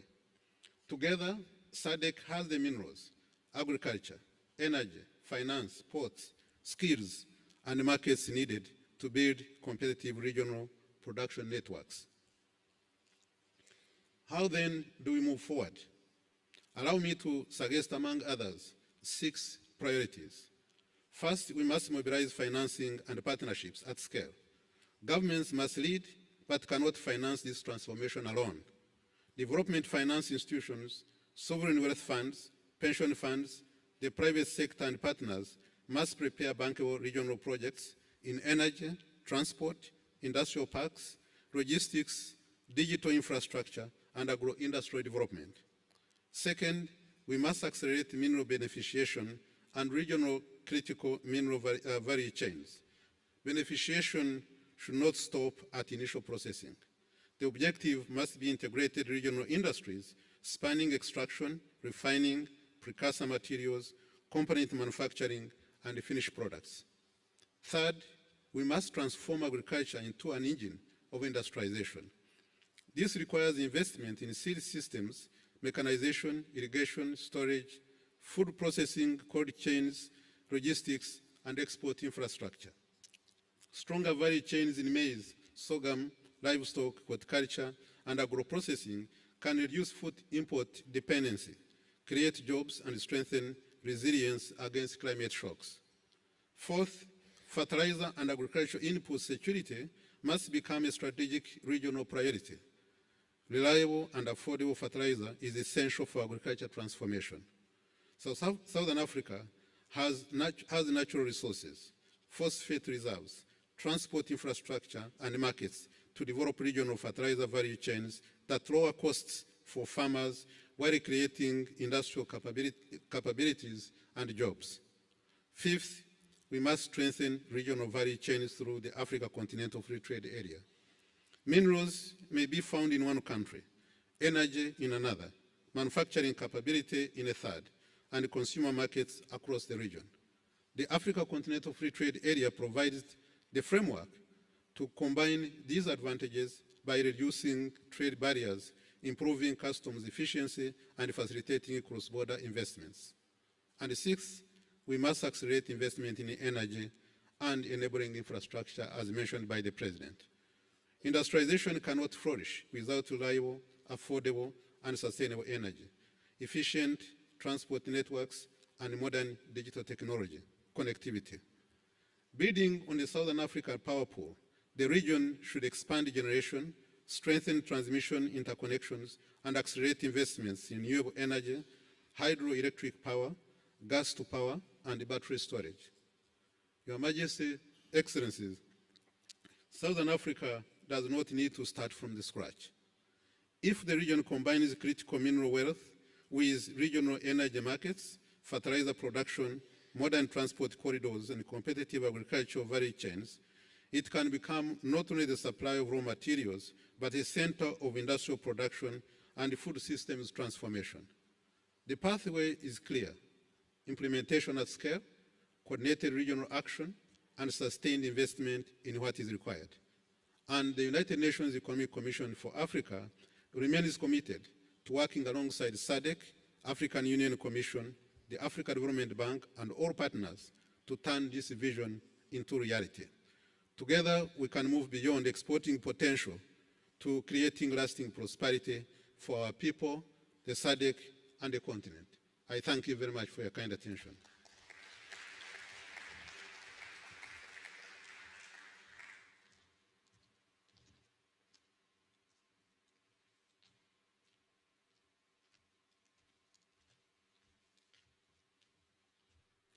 Thank you, Executive Secretary of the United Nations Economic Commission for Africa. Your Majesty, Your Excellencies, the Secretariat of the Southern African Development Community implements a range of strategic initiatives to engage the public, including the youth, learners, students, media professionals, in advancing regional integration and development. Among these initiatives are the SADC Secondary School Essay Competitions, Tertiary Institutions Essay Competition, and the SADC Media Awards. These initiatives promote awareness of SADC and also encourage creativity, critical thinking, and recognize excellency in storytelling of the SADC story. At this point, we will now announce the winners of the 2026 SADC competition. We're going to start with the secondary school essay competition. We will flag the winners on the screen as I announce them. We have Mr. Siamboga Makoba from South Africa.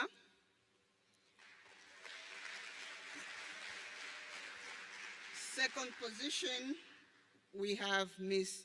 Dize Carmen Francisco, Republic of Mozambique. And the first position, we have Mr. Tulani Mahambire, Republic of Zimbabwe. I'll move to the 2026 SADC Tertiary Institution Essay Competition. Third position, we have Ms. Lizelle Bernice Mujoro, Republic of Namibia. Second position, we have Ms. Yambikani Botoman, Republic of Malawi. And the first position, we have Ms. Vuyelwa Karabo Simelani, Kingdom of Eswatini. And for the 2026 Media Awards, I'll start with the print category. The second position goes to Mr. Aurelio Janeiro, Republic of Angola. And the first position goes to Mr. Piletos Mungwambe, Republic of Mozambique. Television category, second prize goes to Mr. Delphine Analceto Uwantuan, Mozambique. And the first position goes to Ms. Elago Ndapeiwa Shitatala, Namibia. Photo category, second position goes to Mr. Siabulela Duda, South Africa. I think he's in this room. And then the first prize goes to Mr. Dome Aseno Semedio, Angola. And finally, with radio, we have the second prize going to Mr. Sikaka Riabohile, Gladys, South Africa. And the first prize, Mr. Horacio Ramoy, Mozambique. Thank you, and we wish to congratulate the winners of those awards. We will now proceed to the maiden speech to be delivered by the President of Seychelles, His Excellency Mr. Patrick Yemen. As a new member of the SADC family, as per tradition, we allow the new member of the SADC family to deliver their maiden speech. His Excellency Dr. Matthew Antonio Patrick Yemen, President of the Republic of Seychelles. Your Excellency, you have the floor.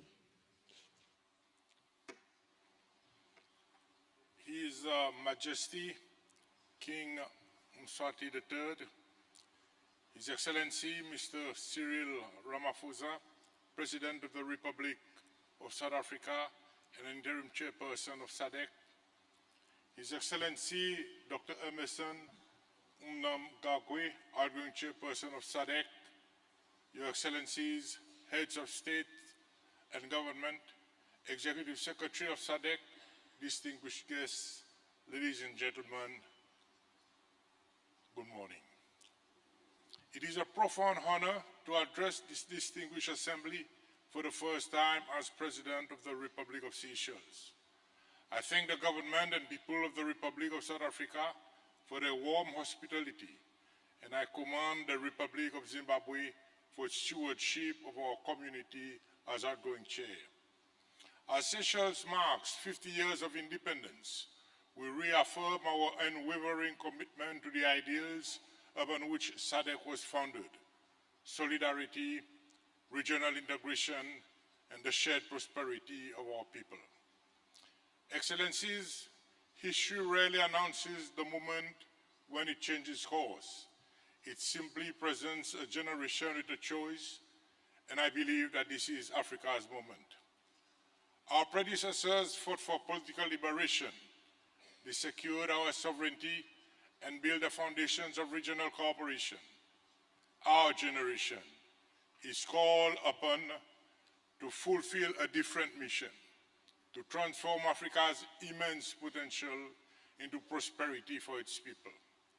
For centuries, Others crossed the ocean in search of Africa's wealth.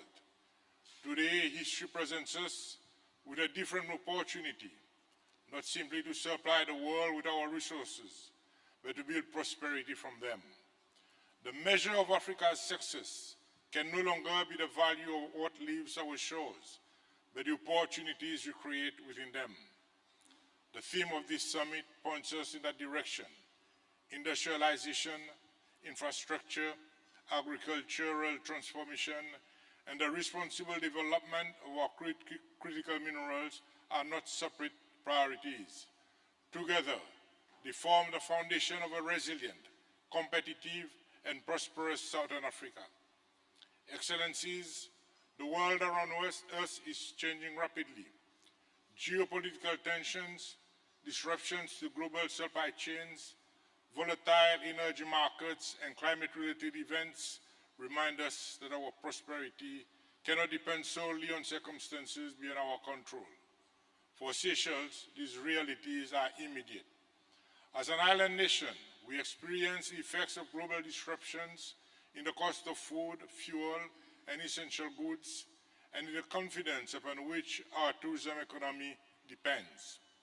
Yet, this is not the experience of Seychelles alone.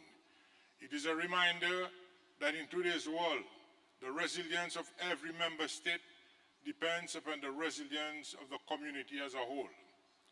Our response must therefore be greater regional integration, not as an aspiration, but as an economic necessity.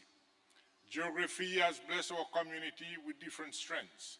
Some member states possess fertile agricultural islands. Others hold the critical minerals that will shape the industries of tomorrow.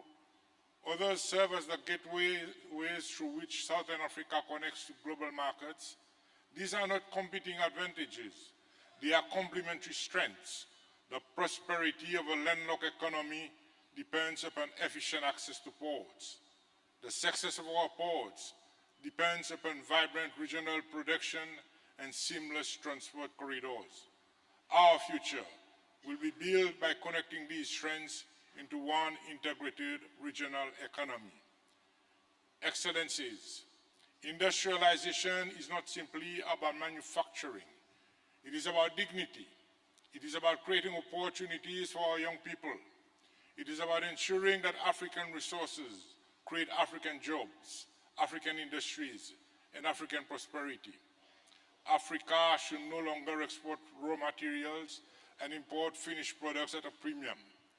The era of African potential must now become the era of African prosperity. This demands leadership, it demands investment, and above all, it demands unity. Excellencies, the founders of SADC understood that our greatest strength would never be found in the size of our individual economies. It would be found in the unity of our purpose. That truth remains as relevant today as it was over 4 decades ago. History will not judge our generation by the speeches we delivered or the declarations we adopted. It will judge us by whether we had the courage to transform our resources into opportunity, our integration into prosperity, and our shared vision into tangible progress for the people we serve.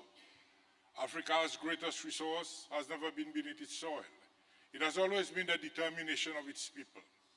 If we unite that determination with visionary leadership, sound institutions, and bold economic transformation, then the next chapter of global development will not simply include Africa, it will be shaped by Africa. And my country, Seychelles, stands ready to play its part. I thank you, ladies and gentlemen.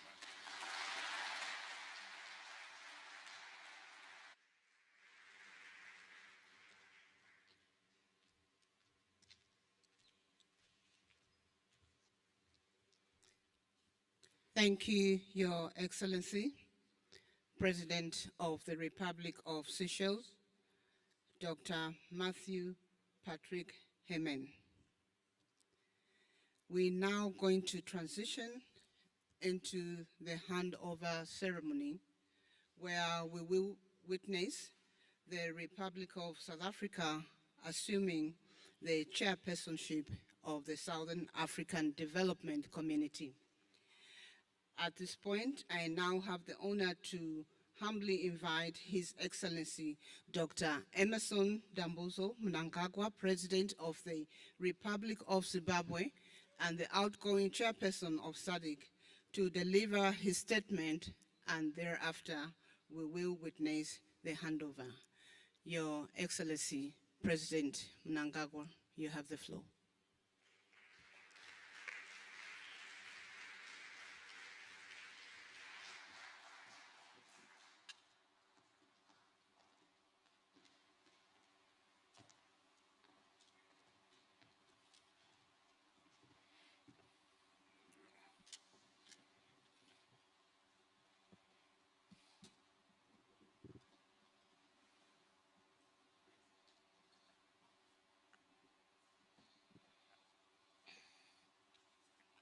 Your Majesty, King Mswati III of the Kingdom of Eswatini and incoming chairperson of the organ on politics, defense, and security cooperation.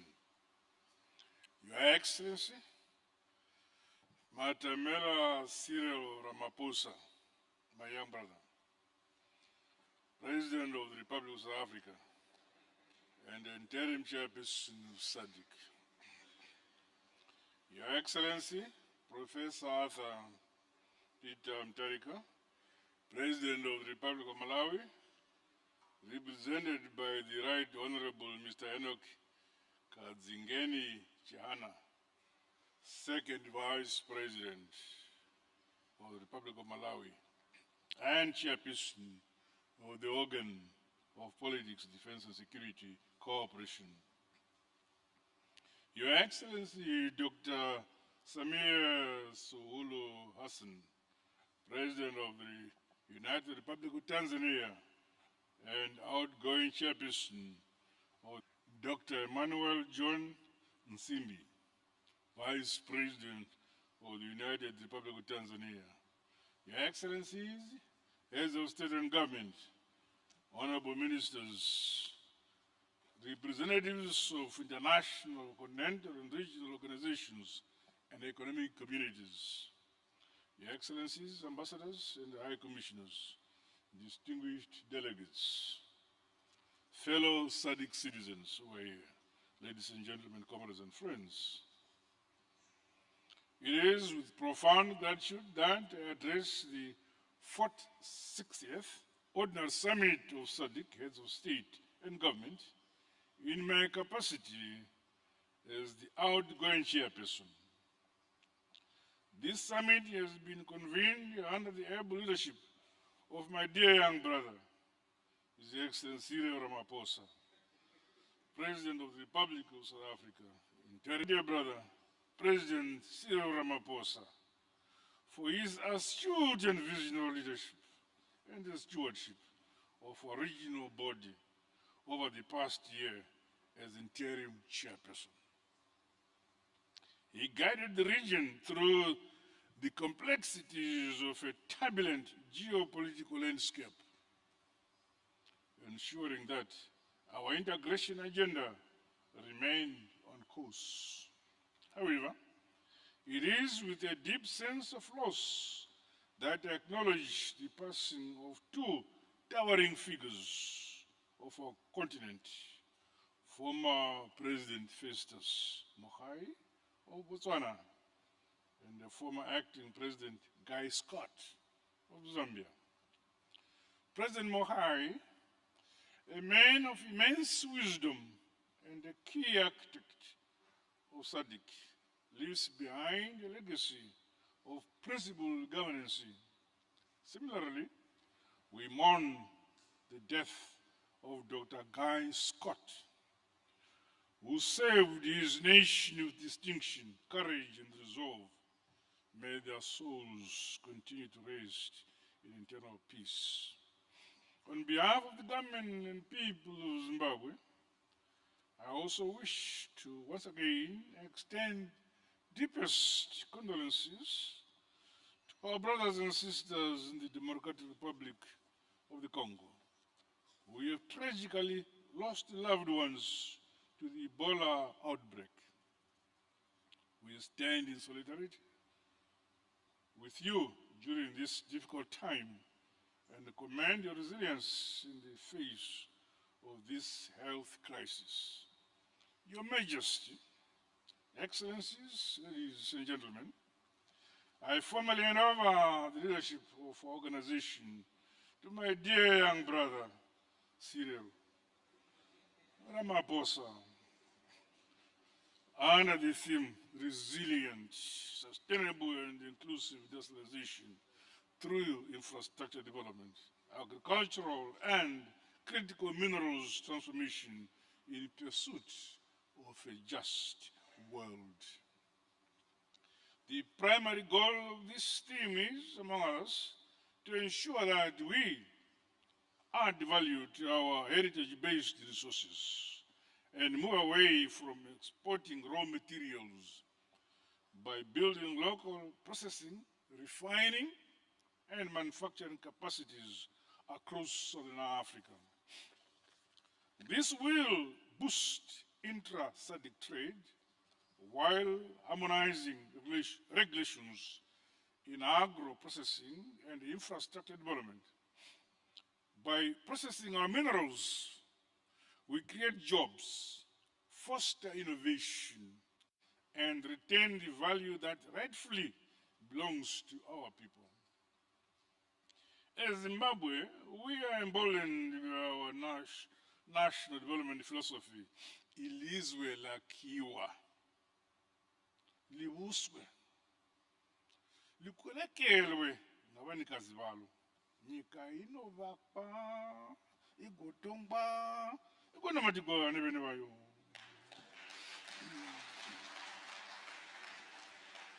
This timeless truth entails that nations, cities, and regions are built by their own people. This is, by and large, our rallying call for self-determination. By placing our people at the core of our development agenda, we ensure that the wealth of our region benefits our citizens and improve their quality of life. While we value our international partnerships, experience and hindsight on external funding, which has the risk to compromise our sovereignty and national priorities. We must therefore build and enhance our own financial and industrial capabilities. The operationalization of the SADC Regional Development Fund is timely and remains a cornerstone for our developmental agenda and strategy. I commend the progress realized to date and appeal to those member states who are yet to sign or ratify this critical protocol to do so. Our people are an important resource to build our region. We must empower them through education and skills development. In Zimbabwe, our heritage-based education 5.0 model continues to integrate our rich indigenous knowledge systems with contemporary scientific inquiry, innovation, technology, to accelerate industrialization and modernization.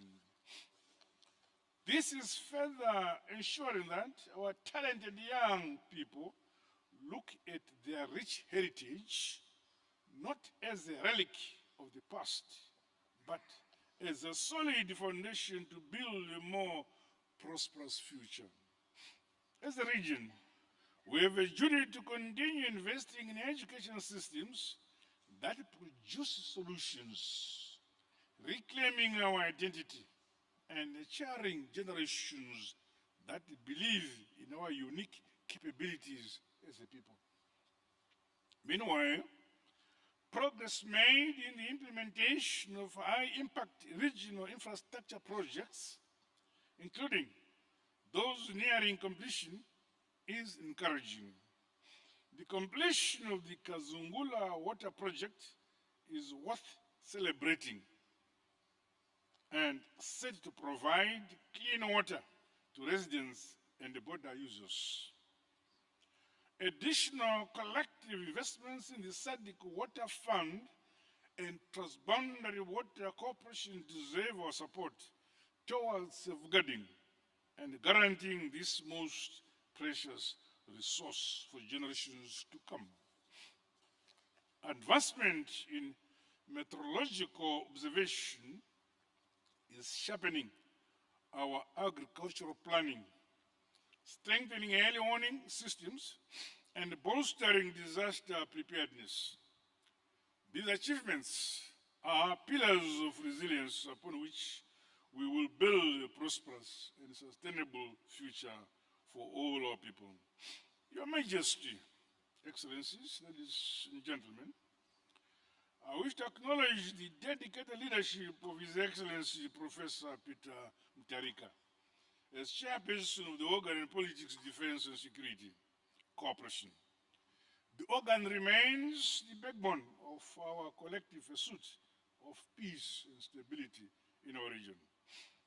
In the same vein, I extend my heartfelt congratulations to His Majesty King Mswati III on assuming this critical stewardship. Your Majesty, please be assured of Zimbabwe's support and cooperation as you lead our regional body in advancing regional integration, peace and security.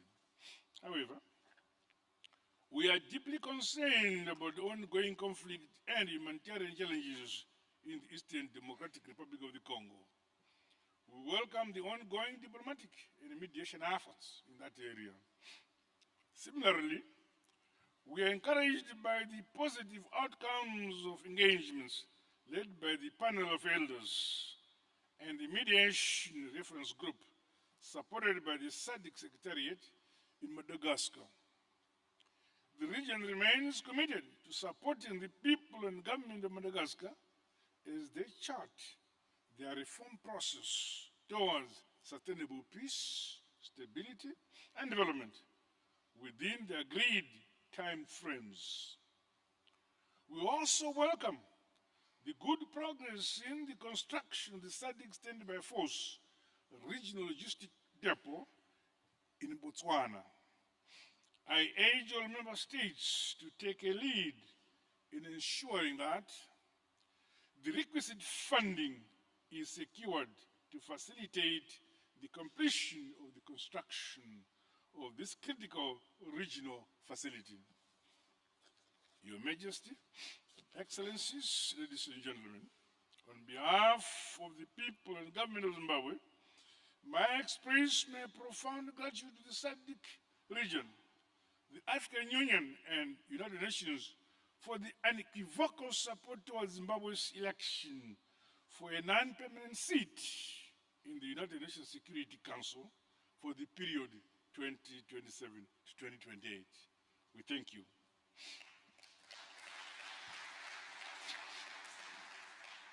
The endorsement of our bid was a vote of confidence in Zimbabwe's commitment to the principles of peace, dialogue, and international cooperation. This seat is not for Zimbabwe alone. It is a seat for the SADC region, along with the broader African continent and global south. We shall serve our tenure with integrity and use the opportunity to advance peace and justice, as well as dialogue, inclusivity, peaceful solutions, and a shared prosperity anchored on sustainable development, industrialization, and modernization. In the same spirit, let me take this opportunity to thank you all for the continued solidarity and support you are extending to Zimbabwe as we endure the unjust unilateral sanctions imposed on us by some stupid Western countries. We reiterate our call for the unconditional removal of these sanctions. Your Majesty, Excellencies, ladies and gentlemen, allow me now to officially hand over the mantle of leadership of organization to His Excellency and the young brother, President Cyril Ramaphosa. I'm confident that under his astute leadership, guided by the principle of Ubuntu and the indomitable spirit of SADC, we will overcome any challenges towards building the future of our people, the future our people deserve. Be assured, Your Excellency and dear brother, of Zimbabwe's continued support and cooperation as you steer the organization towards the SADC we all want. May your tenure be marked by success, unity, and accelerated integration of our economies, as well as enhanced people-to-people cooperation. As your elder brother, I'll always be there to guide you.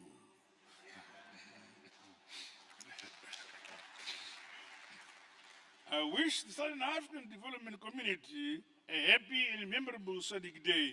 Live long SADC, live long our unity, live long our solidarity. God bless you all.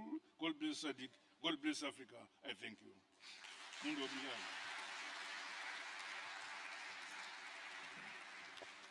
Thank you, Your Excellency, Dr. Emerson Dambuzo Mnangagwa. Your Excellency would like you to remain on the podium so that you be handing over the chairpersonship. Now I invite also His Excellency, President Cyril Ramaphosa, to come to the podium to receive the instruments of power as the chairperson of SADC. Your Excellency, you may proceed to the podium. The Executive Secretary of SADC, may you also proceed to facilitate the handover.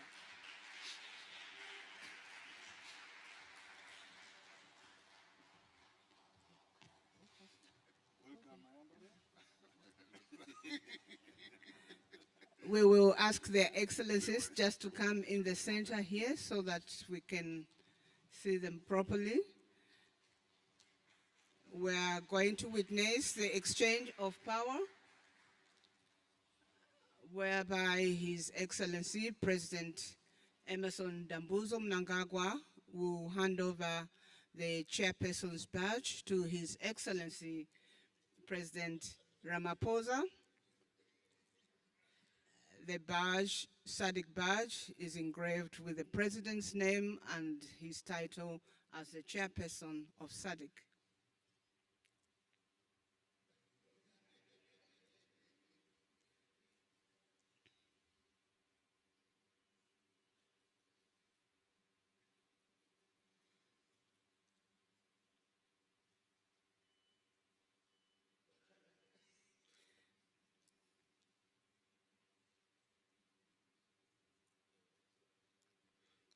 After receiving the chairperson's badge, His Excellency President Ramaphosa will also be given the gavel, one of the instruments of symbolizing that he's now the chairperson of SADC.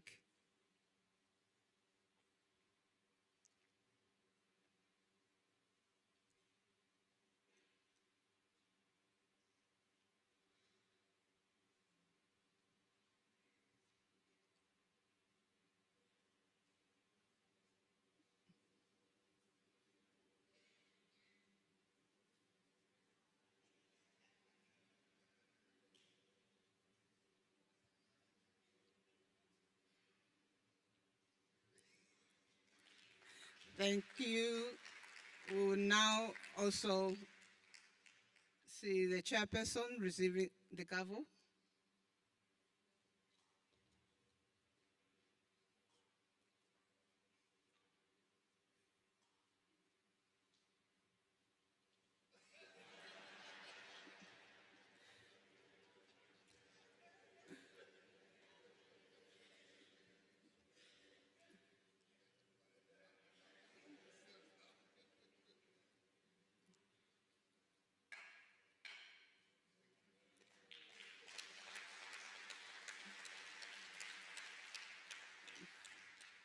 Thank you, and congratulations, Your Excellency President Ramaphosa, the chairperson of SADC, and also congratulations to His Excellency Emerson Dambuzo Mnangagwa, President of the Republic of Zimbabwe, the outgoing chairperson.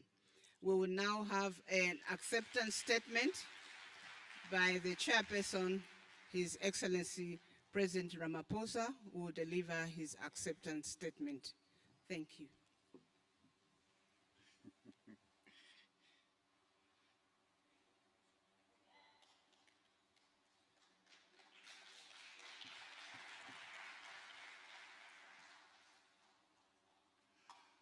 Program Director, Your Excellencies, Heads of State and Government, Your Majesty, I'd like to stand on the protocols that have already been recognized and pronounced on. On behalf of the government and the people of South Africa, I accept the responsibility of assuming the chairpersonship of the Southern African Development Community. We do so with profound humility, a deep sense of duty, and an unwavering commitment to the peoples of Southern Africa. South Africa regards this chairpersonship not simply as an honor bestowed upon our country, but as a responsibility entrusted to us by our region. We accept it conscious of the debt of gratitude that South Africa owes to the countries and the peoples of Southern Africa. During the darkest days of apartheid, the nations of this region stood with the people of South Africa. They provided shelter to our freedom fighters. They supported our struggle. They endured destabilization, economic hardship, and loss of lives because they believed that no country in Southern Africa could be truly free while another remained oppressed. Our participation in SADC is founded upon this history of courage, sacrifice, and solidarity. It is sustained by our conviction that the destiny of the countries of Southern Africa are inseparable and that our progress will be secured only through unity, cooperation, and common purpose. I express my sincere gratitude to my elder brother,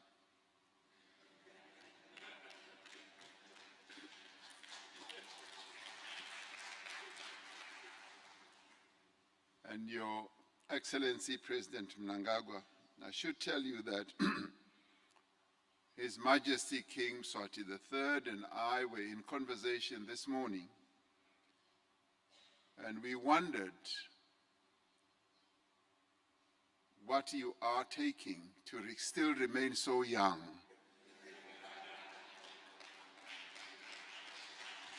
And that brings into question my continued deference to you as my elder brother. But you remain my elder brother, and would like to thank you for your chairpersonship of SADC, for your leadership and the stewardship of our community. We thank you for the progress that has been achieved during your tenure and for the firm foundation upon which we will continue to build. I also express our appreciation to the SADC Secretariat under the leadership of the Executive Secretary, Mr. Elias Mahosi, for his dedication to the work that he has been given in advancing the programs and the transformation agenda of our community. During South Africa's chairship, we will work closely with every member state, guided by the principle of sovereign equality, mutual respect, solidarity, and consensus. We will build upon the previous chairpersons and the work that they did to advance the implementation of the SADC Vision 2050. Our foremost responsibility will be to improve the lives of the peoples of Southern Africa. We must deepen regional integration so that goods, services, capital, skills can move more efficiently across our borders. And we will work to strengthen the value chains in our region to expand the intra-African trade and mobilize investment in infrastructure. We have made tremendous progress in this regard, and we will be building on what has already been achieved. And we will do everything to work together to advance industrialization agenda, and we will place young people, women, entrepreneurs at the center of our region's economic transformation. At the same time, we will continue to safeguard peace, security, democracy, and stability. The strength of SADC lies not only in its institutions or its agreements, but it lies in the solidarity of its member states. South Africa will therefore approach this chairpersonship as a servant of the region. We will listen, we will consult, we will seek consensus. Above all, we will work with every member state to translate our shared commitments into visible and lasting progress. The most fitting way for South Africa to honor the sacrifices that people in this region made for our freedom is to dedicate ourselves to the freedom, dignity, and prosperity of all. As we accept this responsibility, we wish to congratulate the Republic of Zimbabwe for acceding to the non-permanent seat of the United Nations Security Council. And we have every confidence that Zimbabwe will represent not only our region, but the entire continent in the various deliberations at the United Nations. And when President Mnangagwa goes to the United Nations General Assembly meeting in September, we will know that he is carrying the entire continent, not only SADC, on his shoulders as he represents us.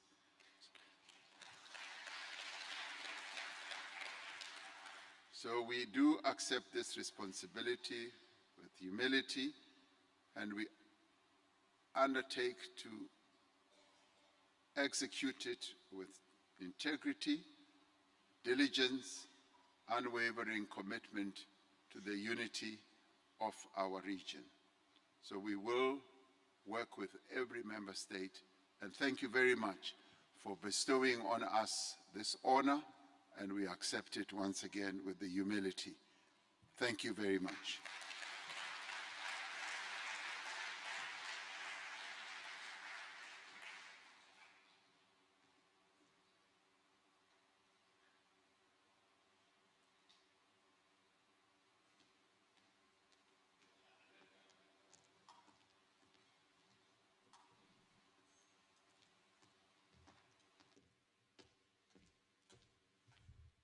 Thank you, Mr. President.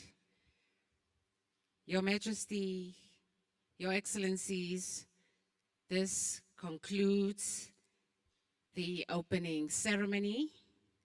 In your honor, Your Excellencies, luncheon will now be served in the interest of time, and then we will then commence with the closed session. I thank you.